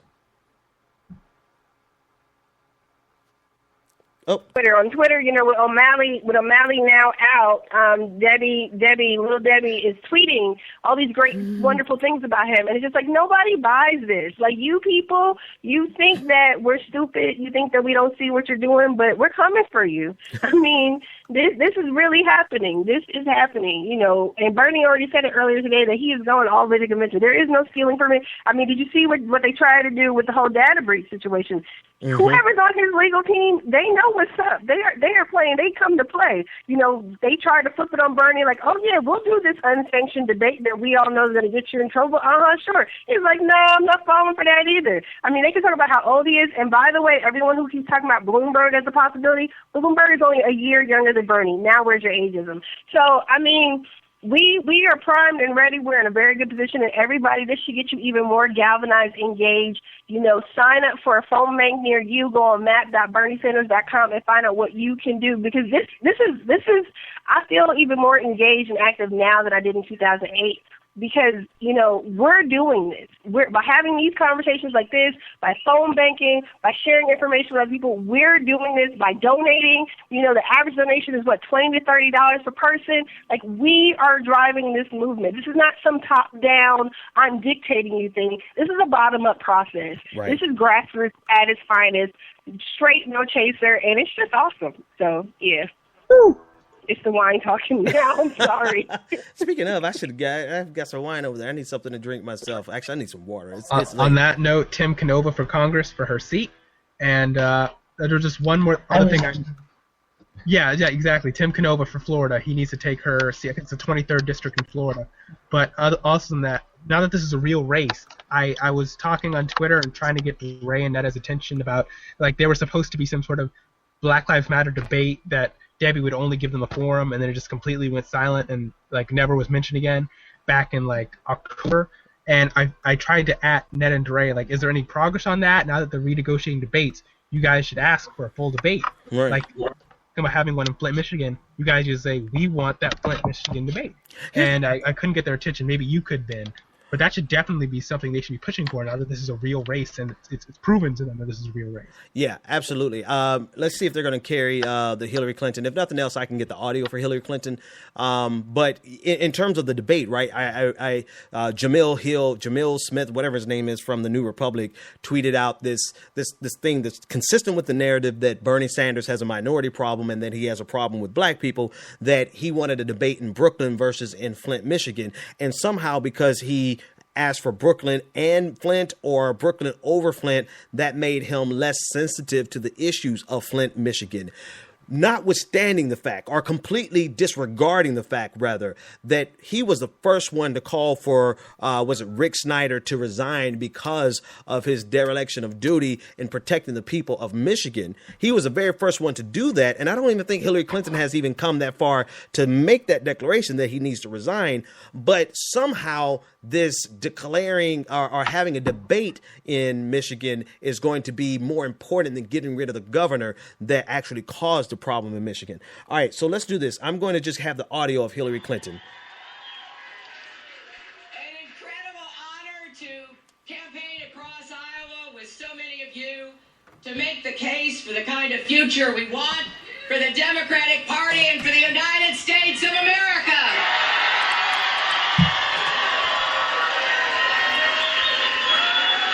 There is so much at stake in this election. I don't need to tell you.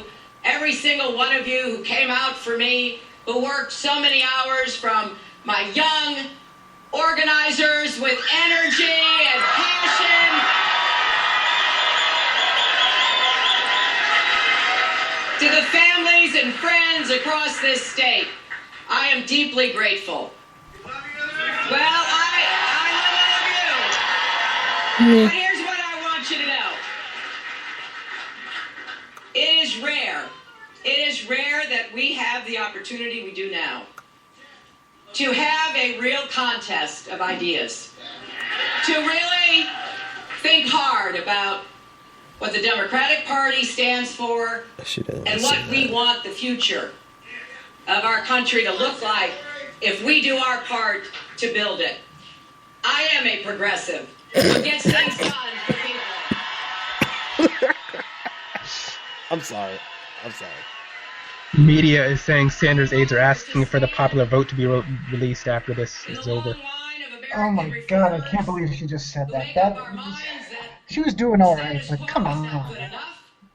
That standing still is not an option, and that brings people together to find ways forward that will improve the lives of Americans.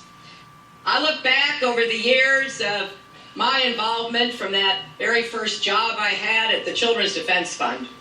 And I know what we are capable of doing. I know we can create more good-paying jobs and raise incomes for hardworking Americans again. I know that we can finish the job of universal health care coverage for every single man, woman, and child. She's going all over the place this year. She has no universal health care plan. There isn't one. Energy superpower of the 21st century. Single payer is not possible, but we're going to get universal. Our education system work for every one of our children, especially those who come with disadvantages. I know we can make college affordable and get student debt off the backs of young people.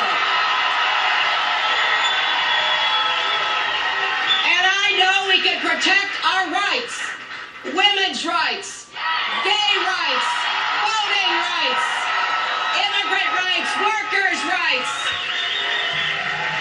I know, too, we can stand up to the gun lobby and get common sense gun safety measures.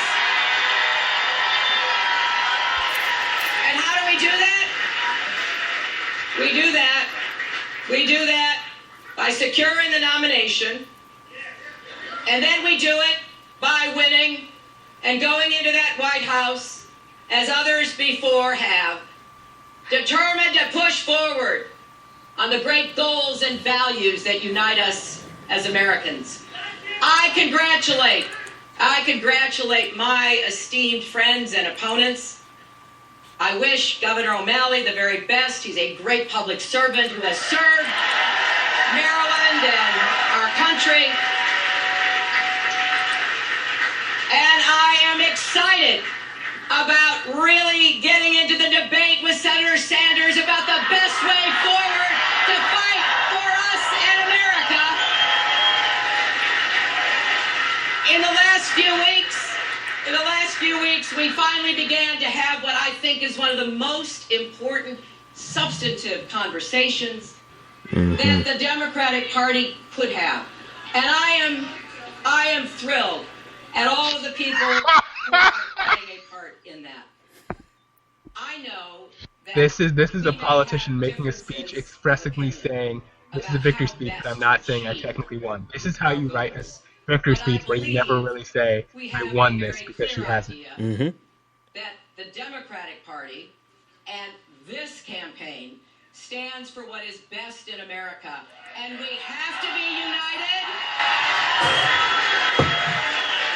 When it is all said and done, we have to be united against a Republican vision and candidates who would drive us apart and divide us.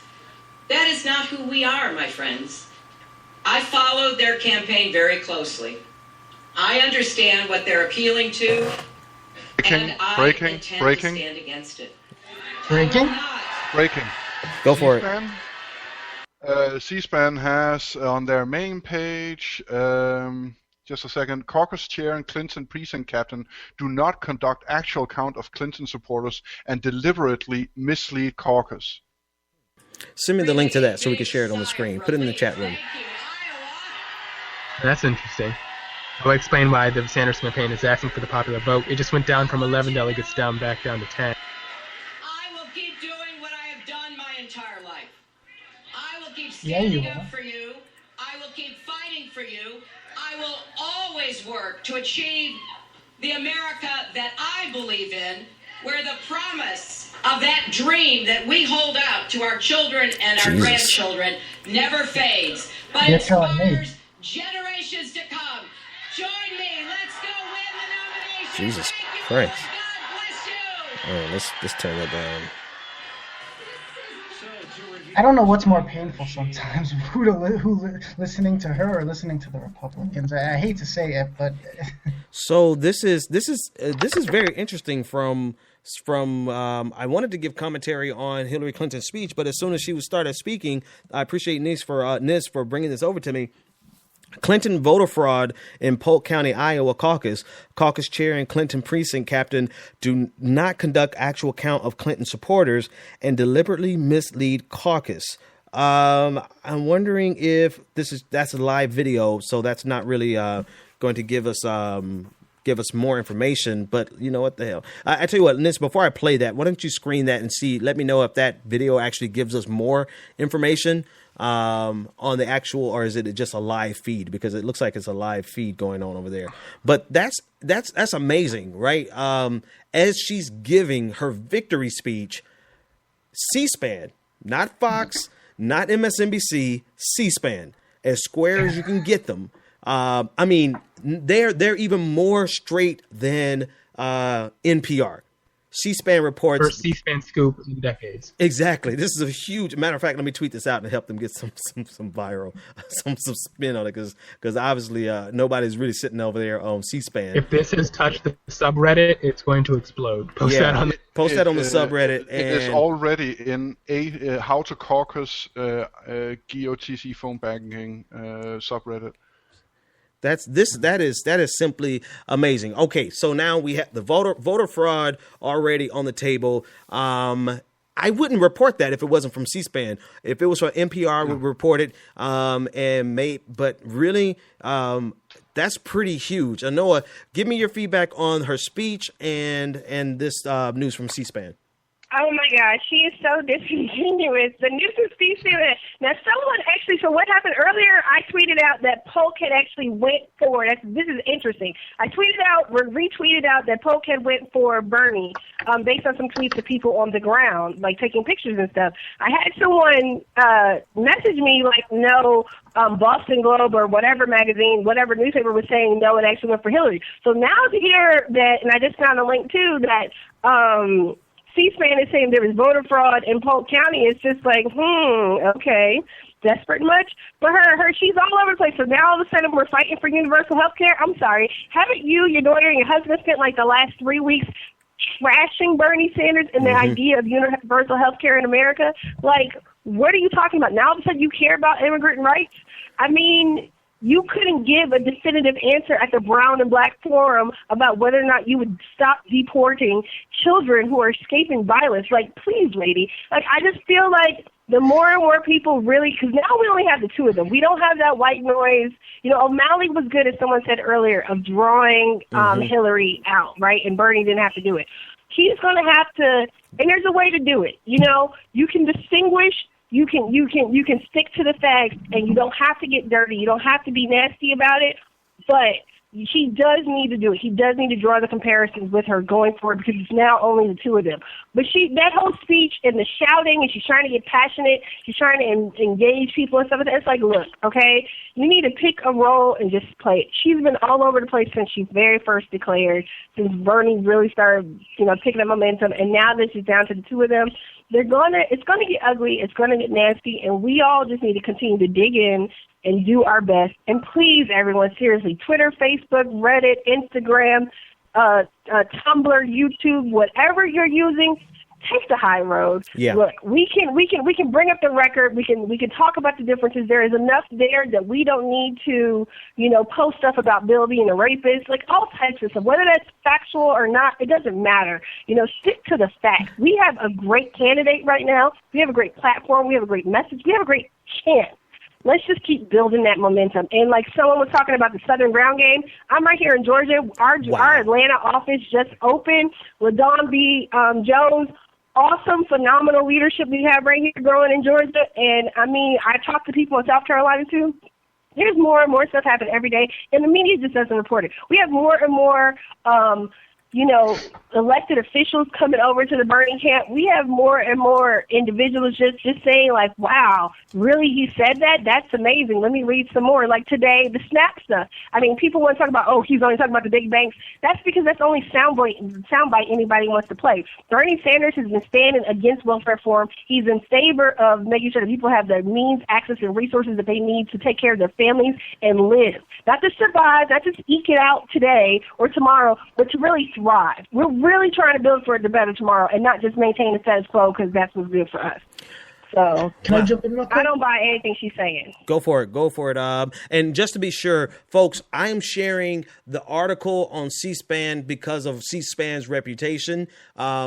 This is my rule. I trust you. If you're a reputable source, I trust you until you're not trustable. So until I find out otherwise, I'm taking C-SPAN at their word. They've never given, I don't think, anyone any reason to doubt them as a valid source, even though this is a pretty bold accusation for which I'm sure they have to have substantial evidence for. Go ahead, David, and then Nis, give me the information that you found after David. Go ahead.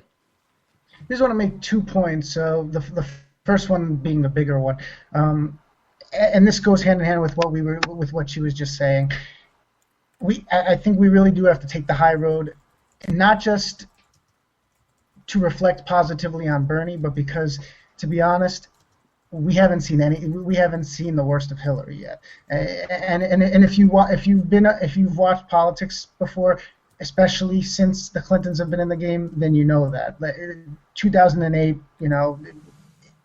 the beginning was only the beginning. And the fact that she's been all over the place and that the establishment and the party itself does not want to see Bernie win, the attacks are only going to, the attacks we've seen in the past month or two as we've inched closer and closer to Iowa, I think that's just the beginning. I think that the super PACs haven't even shown the small, even the slightest of what they have up their sleeves. So I think we do have to take the high road in order to be the be the other side and not look the same. The other thing I was going to say, and anybody listening or watching the show that lives in Florida, if you don't like the way the Democratic Party's been run, if you don't like what's been happening in the past, I don't know when Wasserman took over, 6 years, you should really be getting support built up for Tim Carnova. Hang on. Let me do something. All right, so let me go back and delete this tweet. Thanks for the heads up. This is if you look all the way through, I'm deleting it now. Sorry, folks. Very nice work. Whoever did this, this is exactly what we don't need. So C-SPAN, first of all, C-SPAN, you cannot allow people to upload anonymous content to your profile with your name, C-SPAN. All right, that's number one. So this is actually uploaded by an anonymous user from a video from an anonymous user in Iowa. So great way to get all of us to tweet it out. I've deleted it already. I apologize to the Polk County is trending on Twitter right now. Yeah, so I'm not the only one. Clearly, I'm not the only one. So C-SPAN, you got to, come on. No, don't allow. I don't think you can go to CNN and upload something anonymously, and then they have your label by it anonymously. Now, it could be the case that it actually happened. It could be the case that this actually happened. But until we get another verifiable source, I've deleted my tweet, and I apologize to anyone who has retweeted it. But C-SPAN. Tisk. Okay, go for it. You were still talking, David. I didn't mean to cut you off. Now, this is like my fourth time cut. This is my fourth time cutting you off tonight. My bad. Go for it. Yeah, it's all right. I ramble. I'm simply saying that we can't just complain and hope things to change. The party is definitely not, the Democratic Party today is not what it was in 2008. Not that it was all that in 2008, but to me, the behavior seems significantly different. The tactics and the behavior deployed seems significantly different. And if we want that to change, we have to do something about it. I would say the best chance of taking power away from Wasserman, obviously her being in charge is separate from her job as a congresswoman, but I think the first step would be to support someone that's fighting her. Absolutely true. It looks like, I'm trying to see, it looked like Bernie Sanders was getting ready to come out right when you were speaking. They said they're writing his speech now. They didn't even have a speech. See, that's how you do it. Either writing it or rewriting it, and as that's happened, they're now back down to 3 delegates difference. And that was, you know what? And here's the deal.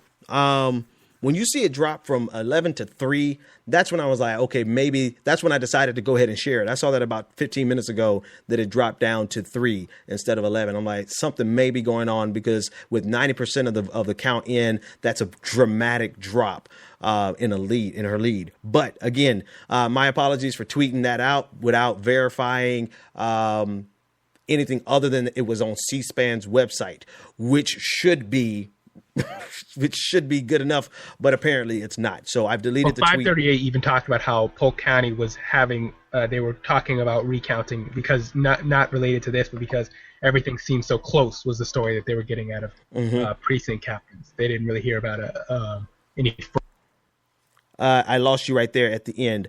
Or any fraud. Or they didn't talk about fraud, but they said there was some kind of recounting going on due to closeness of the race in Polk County, which is a very important county for and either way it goes, right? Either way it goes, this is, without a narrative of fraud, without the narrative of anything else, this is a hands down victory for Bernie Sanders and progressives, because this is a resounding message across the nation that you cannot neglect the progressive caucus. You cannot neglect it, and you also cannot make a false equivalency between what progressives are and what the far right conservatives are. right? There is a dynamic difference in quality and everything else in terms of what we stand for. And that's one of the more nefarious things that I've seen come out of this debate, out of this campaign season, which has been Hillary Clinton and Hillary Clinton supporters trying to make progressives, Bernie Sanders progressives particularly, equivalent to the Tea Party. Who else has seen that type of narrative, and what are your thoughts on that? It's an open floor. Can I just, on the video that was uploaded? So what seems to be happening is that there was a very close delegate count. Extremely close. As in, let's see, 6 votes decided who got an extra delegate. And when they did their second round count, new people moved over to Clinton. The Bernie captains did a full recount of the entire Bernie group, whereas the person for the Hillary group stated that she did a full recount of the entire group, and then later admitted that she only added the 3 new people she happened to see walk over there, which was not widely witnessed. And then they said that was not an accurate counting. The prefect captain was very dismissive and rolled his eyes and said, no, I'm going to announce this count even though it hasn't been taken due to in the proper way that the laws and regulations say it has to be. And then he asked for an up and down vote on whether or not they should do a full new recount of everyone. And people, of course, voted it down because everyone was tired, it was late, and they wanted to go home. I'm sorry. You know what? Let me do this. Sanders is talking. Sorry. Political organization in the United States of America.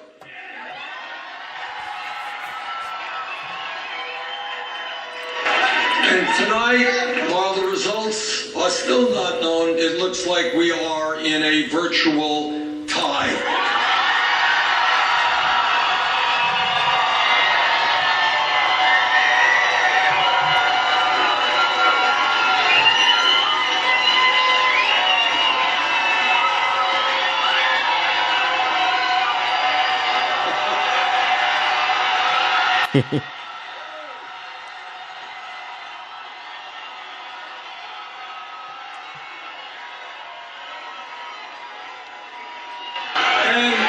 And Bernie 2016 TV does have it on. I don't know about the Young Turks if you want to put it on.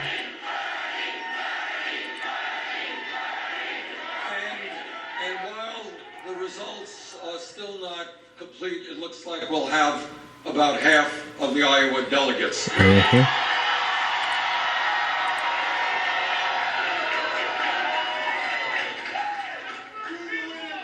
want to take this opportunity to congratulate Secretary Clinton. Somebody, yeah.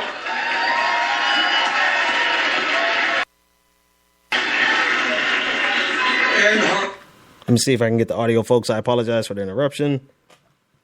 campaign, and I want to thank Governor O'Malley.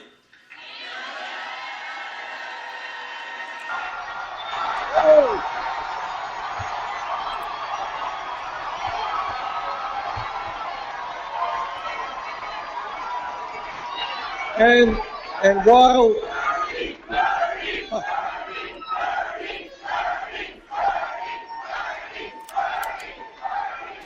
and while the results are still not complete, it looks like we'll have about half of the Iowa delegates.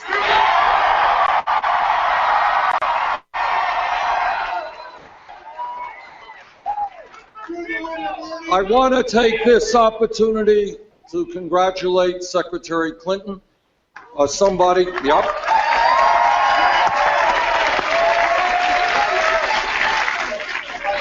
And her organization for waging a very vigorous campaign. And I want to thank Governor O'Malley.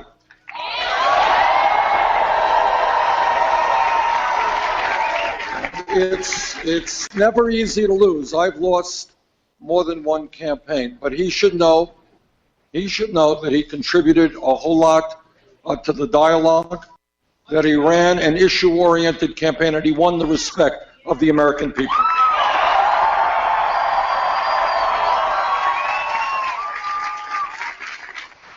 As I think about what happened tonight, I think the people of Iowa have sent a very profound message to the political establishment, to the economic establishment, and, by the way, to the media establishment.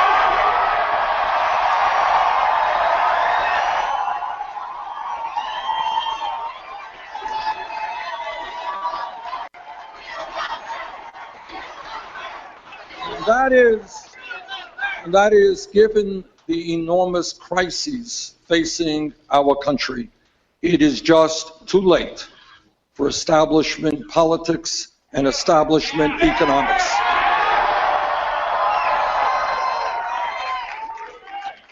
What the American people have said, and by the way, I hear this not just from progressives, I hear it from conservatives, I hear it from moderates. And that is, we can no longer continue to have a corrupt campaign finance system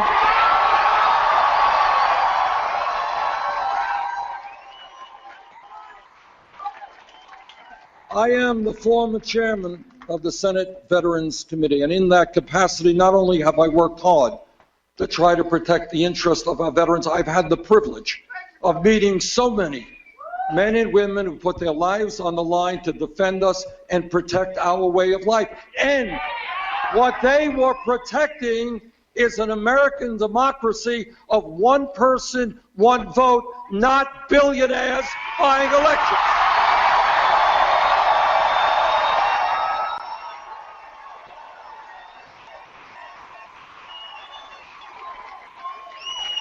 I am overwhelmed and I am moved by the fact that millions of people throughout this country have helped volunteer in our campaign, that we have received in this campaign 3.5 million individual contributions.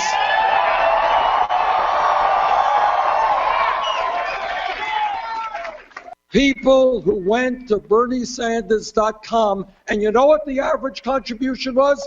It was $27.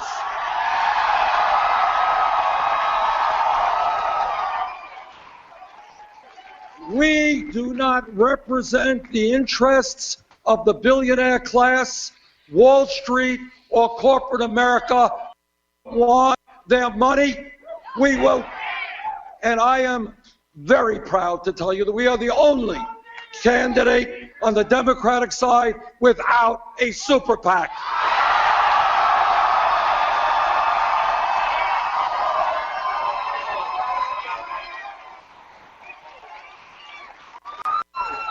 And the reason that we have done so well here in Iowa, the reason I believe we're going to do so well in New Hampshire and in the other states that follow, the reason is the American people are saying no to a rigged economy.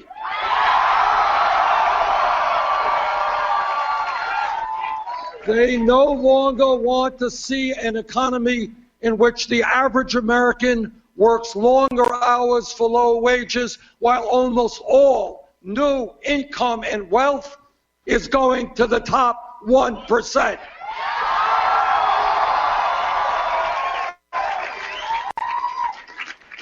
What the American people understand is this country was based and is based on fairness. It is not fair when the top 1/10 of 1% today owns almost as much wealth as the bottom 90%.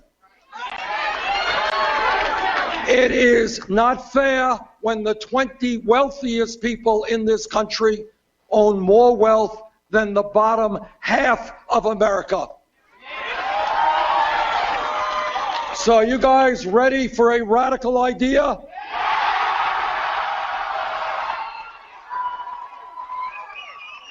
Well, so is America. And that radical idea is we are going to create an economy that works for working families, not just the billionaire class.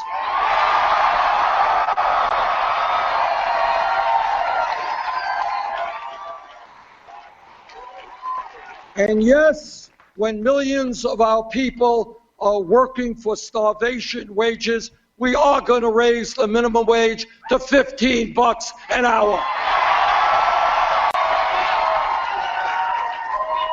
And yes, we are going to have pay equity for women.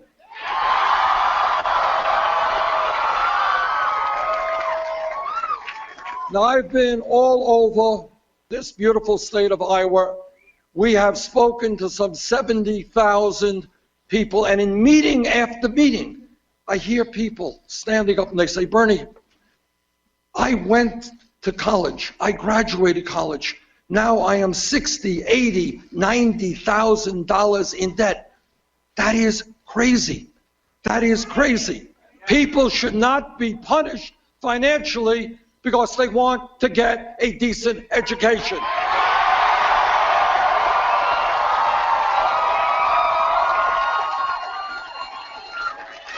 And that is why I believe that in the year 2016, public colleges and universities should be tuition free.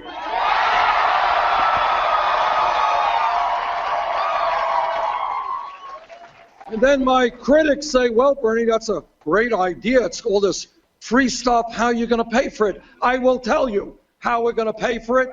We are going to impose a tax on Wall Street speculation.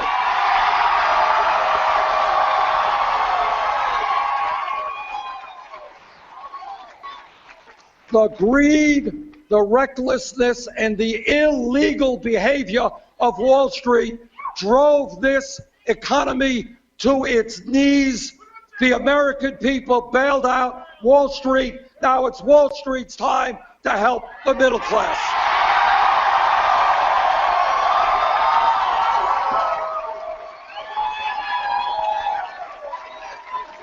And when we talk about transforming America, we will end the disgrace of having more people in jail than any other country.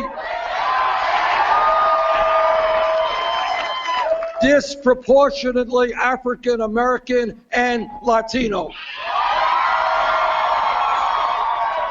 What we are going to do is provide jobs and education for our kids, not more jails and incarceration.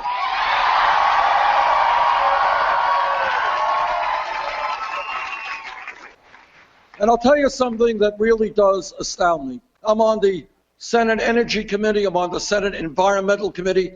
I have talked to scientists all over the world. The debate is over. Climate change is real. And we have a moral responsibility to work with countries throughout the world to transform our energy system away from fossil fuel to energy efficiency and sustainable energy.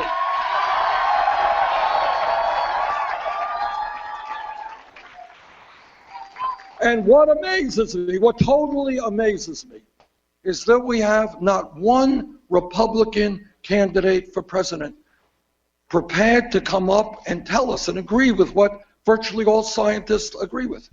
And you know why they are not prepared to do that? Because on the day that they do acknowledge the reality of climate change and call for change, you know what happens? They're going to lose their campaign funds from the Koch brothers and the fossil fuel industry.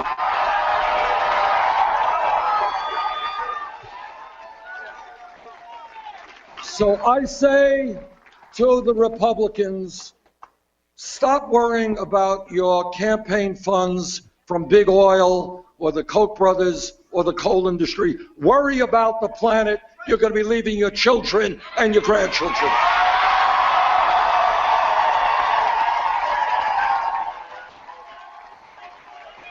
Now, I have been criticized during this campaign for many, many things. every single day, that's okay. That's okay.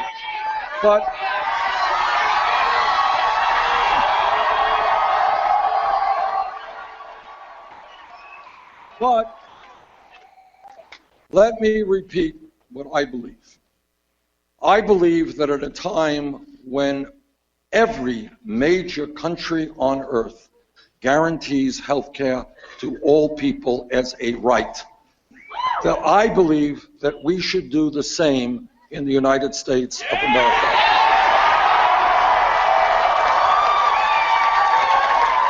So for all of my critics out there in the Wall Street Journal and the Washington Post and in corporate America, wherever you may be, let me tell you straight up, yes, I believe that health care is a right, not a privilege.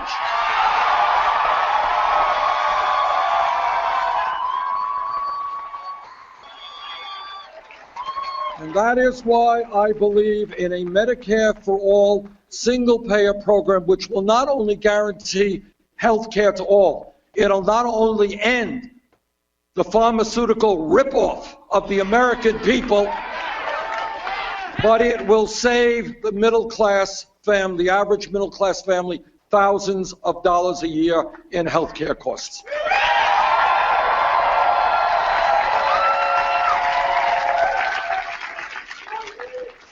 Let me conclude by saying what no other candidate for president will tell you. And that is that no president, not Bernie Sanders, not anybody else, will be able to bring about the changes that the working families and the middle class of this country, that our children, that the seniors, our seniors deserve. No one president can do it because the powers that be, Wall Street with their endless supply of money, corporate America, the large campaign donors are so powerful that no president can do what has to be done alone. And that is why what Iowa has begun tonight is a political revolution.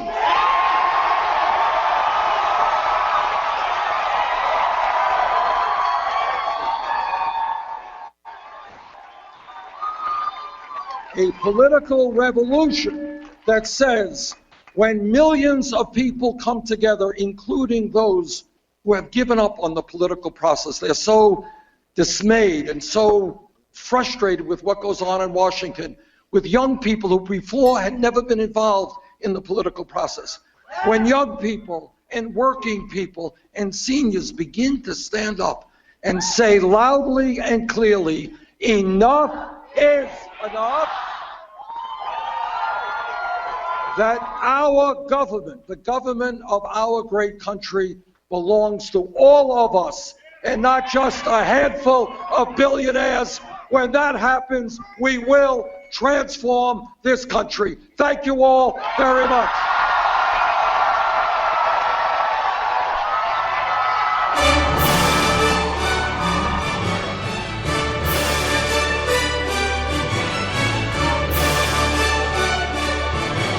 To the live coverage of the Iowa caucuses on the Benjamin Dixon Show. Ben, you got it? I got the music prep. Let me get my volume down on my microphone. All right, let me cut that feed over here. Hang on, I got too many things going on. Enough of this feed here. Okay, folks, it's after midnight. And so we're going to do closing remarks. It is right now down to 3. Hillary Clinton has 664 delegates, not delegates, but actually caucus goers represented. They're going to assign delegates proportionately. And Bernie Sanders has 661. 3 points, too close to call, no official winner. Some of the narrative that I see coming out of Twitter is that Bernie Sanders really needed to do better here. This is a real loss for Bernie Sanders because Bernie Sanders couldn't get the white vote out of Iowa. So you know this is a real. Don't care about super PACs, man. Did you see the one I retweeted? The dumbest tweet of the night. And I got to call his name out. I can't just leave him out there. I got to give him credit for his tweet, right? The dumbest tweet of the night goes to a gentleman by the name of, no, that's not it. Well, I'll get it and I'll repeat it. Here it is. Dumbest tweet of the night goes to Smooth Cobra, who says, black people don't care about Wall Street or super PACs. He doesn't understand this. No, you dumb. Anyways, I can say a whole lot about it, but obviously this is the perception Can't say it. I can't say it. I have kids who are still a little bit awake. There's really no excuse for that type of narrative. They want to really, and these are black people, right? These are some black people who really want to define the black experience right now to be solely based on police brutality and microaggressions and white supremacy, right? But no, there are a lot of us who actually have jobs and see the reality of the economic system that in which we live. And so we do care about Wall Street. We do care about super PAC money, sandbagging the competition so that we can't get a fair shake at it. Now, all that being said, we've been broadcasting for 4 hours, and I think it's a good time as any to call it a night because I got to get up at 5 a.m. So I'm going to go down the line. Anoa, thanks so much for joining us. It has been a pleasure. Please tell everyone how they can follow you on Twitter and where they can find you and any of your last comments that you want to give. The floor is yours. Thank you very, very much for the opportunity. It's been a blast, and I got to get up at like 6, so not as early, but I'm on Twitter at Miss No and MSNONOESQ. Yes, that means the ESQ means I'm a lawyer, so come at me crazy about some legal stuff, I will shut you down. You can also follow us on Twitter at women4Bernie and sisters4Bernie. On Facebook, African Americans for Bernie, people of color for Bernie, women for Bernie, Georgia for Bernie. There's a lot. Wait a minute, hold on. Let me help you out because I can't even keep up with you. Just give me your handle, and I'm going to tweet your handle out. My handle is Miss No ESQ on Twitter. There's so much going on. I'm sorry, got my hands. Like I said, it's this Malbec. It's the Malbec, but this wine going. But this final remarks, it's disheartening that we continue to portray the rhetoric one way. Everyone says, come get my vote. Everyone says the black vote needs to be earned. We've been saying the same thing for years and years and years now. We complain about how 9 out of 10 black voters vote Democratic. We complain about how the Democratic Party takes our vote for granted. Mm-hmm. You have one candidate who absolutely is taking you for granted and not doing anything substantive to actually earn your trust or to prove they deserve your trust. You have another candidate that I don't mind criticism. I don't mind pushing someone to do better or what to do better. But like you just suggested, people are stuck on 1 or 2 issues. And like with people of color, with women, all issues are our issues. The fact that we have a candidate that is so gung-ho about war and sending predominantly poor black Latino people into combat zones is a problem. It's a serious problem, y'all. Like the fact that we have a candidate that is willing to overlook issues of economic inequality, and we can say economics isn't everything. That's a very classist argument. We have classism within the black community. Let's not get it twisted. I think Professor Reed did a very good job a week or 2 ago talking about how we cannot say that economics is not the answer and act as if race is our only issue. Race, that was a failure of the civil rights movement, focusing on race alone, integration alone, without an economic agenda for the black community. Absolutely. We do not have the economic agenda for black and Latino communities. And we want to talk about how we want to put real serious critical issues on the board. We want to develop a strong progressive movement to address all these issues. Let's do that. Let's have some real honest dialogue. But just to sit there to nitpick because you're listening to whatever little Twitter pundit, because it's not like you're really picking up and looking at people's voting records for yourself. Like you're mimicking and repeating talking points that are put out there that are disingenuous. Come on, people, we are better than this. And on the flip side, for the pro-Bernie people who want to try to get more black voters. Noah, you got so much to say. I'm sorry. I apologize. It's the wine. I'm done. I'm done. But seriously, though. Okay, go ahead, because, I love hearing you talk, but I'm sleeping now. I'm sorry. I'm done. Just one last one. On the flip side, Bernie folks, just ease up. Yeah. Stick to the facts. Stop trying to over-embellish. Stop trying to make Bernie be like white MLK, because that's not going to cut it either. And please stop telling me about how MLK was better than Malcolm X, because you're going to lose me on that one as well. So thank you very much. Have a great evening. Awesome. Noah, thank you so much for joining us. And every time we do this, we got to have you on board. And actually, just hit me up because I'm drafting you into the Progressive Army. You may not become willingly, but we're drafting you into the Progressive Army. So thanks so much for joining us. Oh, you're going already. So that was, she was gone. God, dog, she said all that and then got the hell out of Dodge. Sorry, David, tell everyone. Actually, I tweeted out everyone's handle in one, but tell everyone how to get up with you and give me. And I hate to do this to you guys, but give me 30 seconds of a last statement. Go ahead. Nah, we're all tired. I think it's been a long night. Well, you can find me on Twitter at DKG3387. I'm on ProgressiveArmy.com too, as well. Just as well as a bunch of us, we write on there. So you'll tune in. You can also like us on Facebook, the Benjamin Dixon Show, and Progressive Army. I'm always posting there with Ben. I think just the summary of tonight is that it's going to be a really interesting year, and this race is just getting started. We haven't even seen the beginning. It's going to be a really interesting year. I think the unexpected should be expected. Awesome. Nis, this is actually your first. We've been on a show together, but this is your first time on the Benjamin Dixon Show, isn't it? Yes, it is. I am so glad to have you. Thank you for all your insight. I tweeted out your handle. I want everyone to follow not only Noah, I want you to follow David, I want you to follow Nis, and I want you to follow Solomon and JP. Follow all of them because, if I share somebody to follow, they got to have something really great to say. Nis, give me your closing thoughts and where everyone can find you. Well, I do have a Twitter, and find me there, but I'm mostly active on my Facebook, Scandinavian Perspective, or just my full name, Nis Peterson with a D. I'm trying to get some videos up and running with another YouTuber, but it's hard work going, but keep an eye out for Grow or Scandinavian Perspective. Other than that, I will, after a further conversation with the Progressive Army, I'm hoping to just dive in and do as much work as I can with you guys. Awesome, man. We're glad to have you. We're glad to have the Progressive Army growing. Glad to have new faces, new spaces, new demographics, new everything. So glad to have you guys on board. Solomon, been riding with me for a long time, man. Tell everybody where to get up with you and tell them about Bernie's Revolution and everything else you're doing and your last words. Well, yep. I'm Dylan Darius on Twitter. Also that on Tumblr, but don't follow that at all. Don't follow berniesrevolution.tumblr.com. We should have our endorsement list starting with probably John Fetterman tomorrow morning or tomorrow evening, and we'll be continuing that series throughout this primary as this race heats up. This is going to be a great race.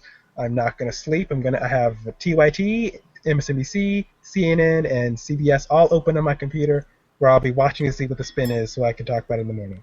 Glad to have you do that. Do that for me so that while I sleep and then I wake up in the morning at 5, you'll have some new updates for us. So you do that for all of us that have to wake up. All right, these are my last words. I really don't have much to say except for you've been watching live coverage of the Iowa caucuses on the Benjamin Dixon Show. And we are...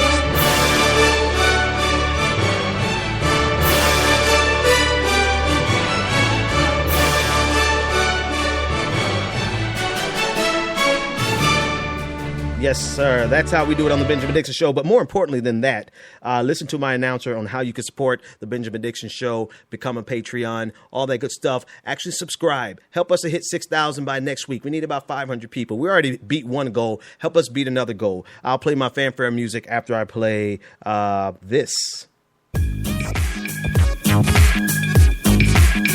The Benjamin Dixon Show is only possible with listener support. Go to www.thebenjamindixonshow.com to register for our blog, join the Progressive Army, and support the Benjamin Dixon Show. Crazy mother. If you like this episode, be sure to share, like, and subscribe.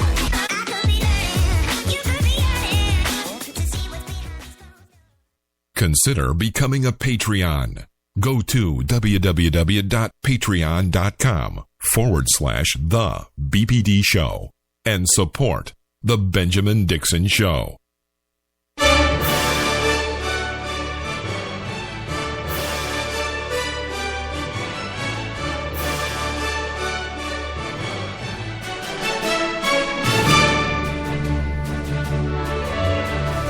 You've tuned in to live coverage of the Benjamin Dixon Show in the Iowa caucuses. Join us again on tomorrow night for another live episode of the Benjamin Dixon Show, where we will be hosting similar guests and similar topics. This is the Benjamin Dixon Show. I'm sleepy, man. Good night, folks. All right.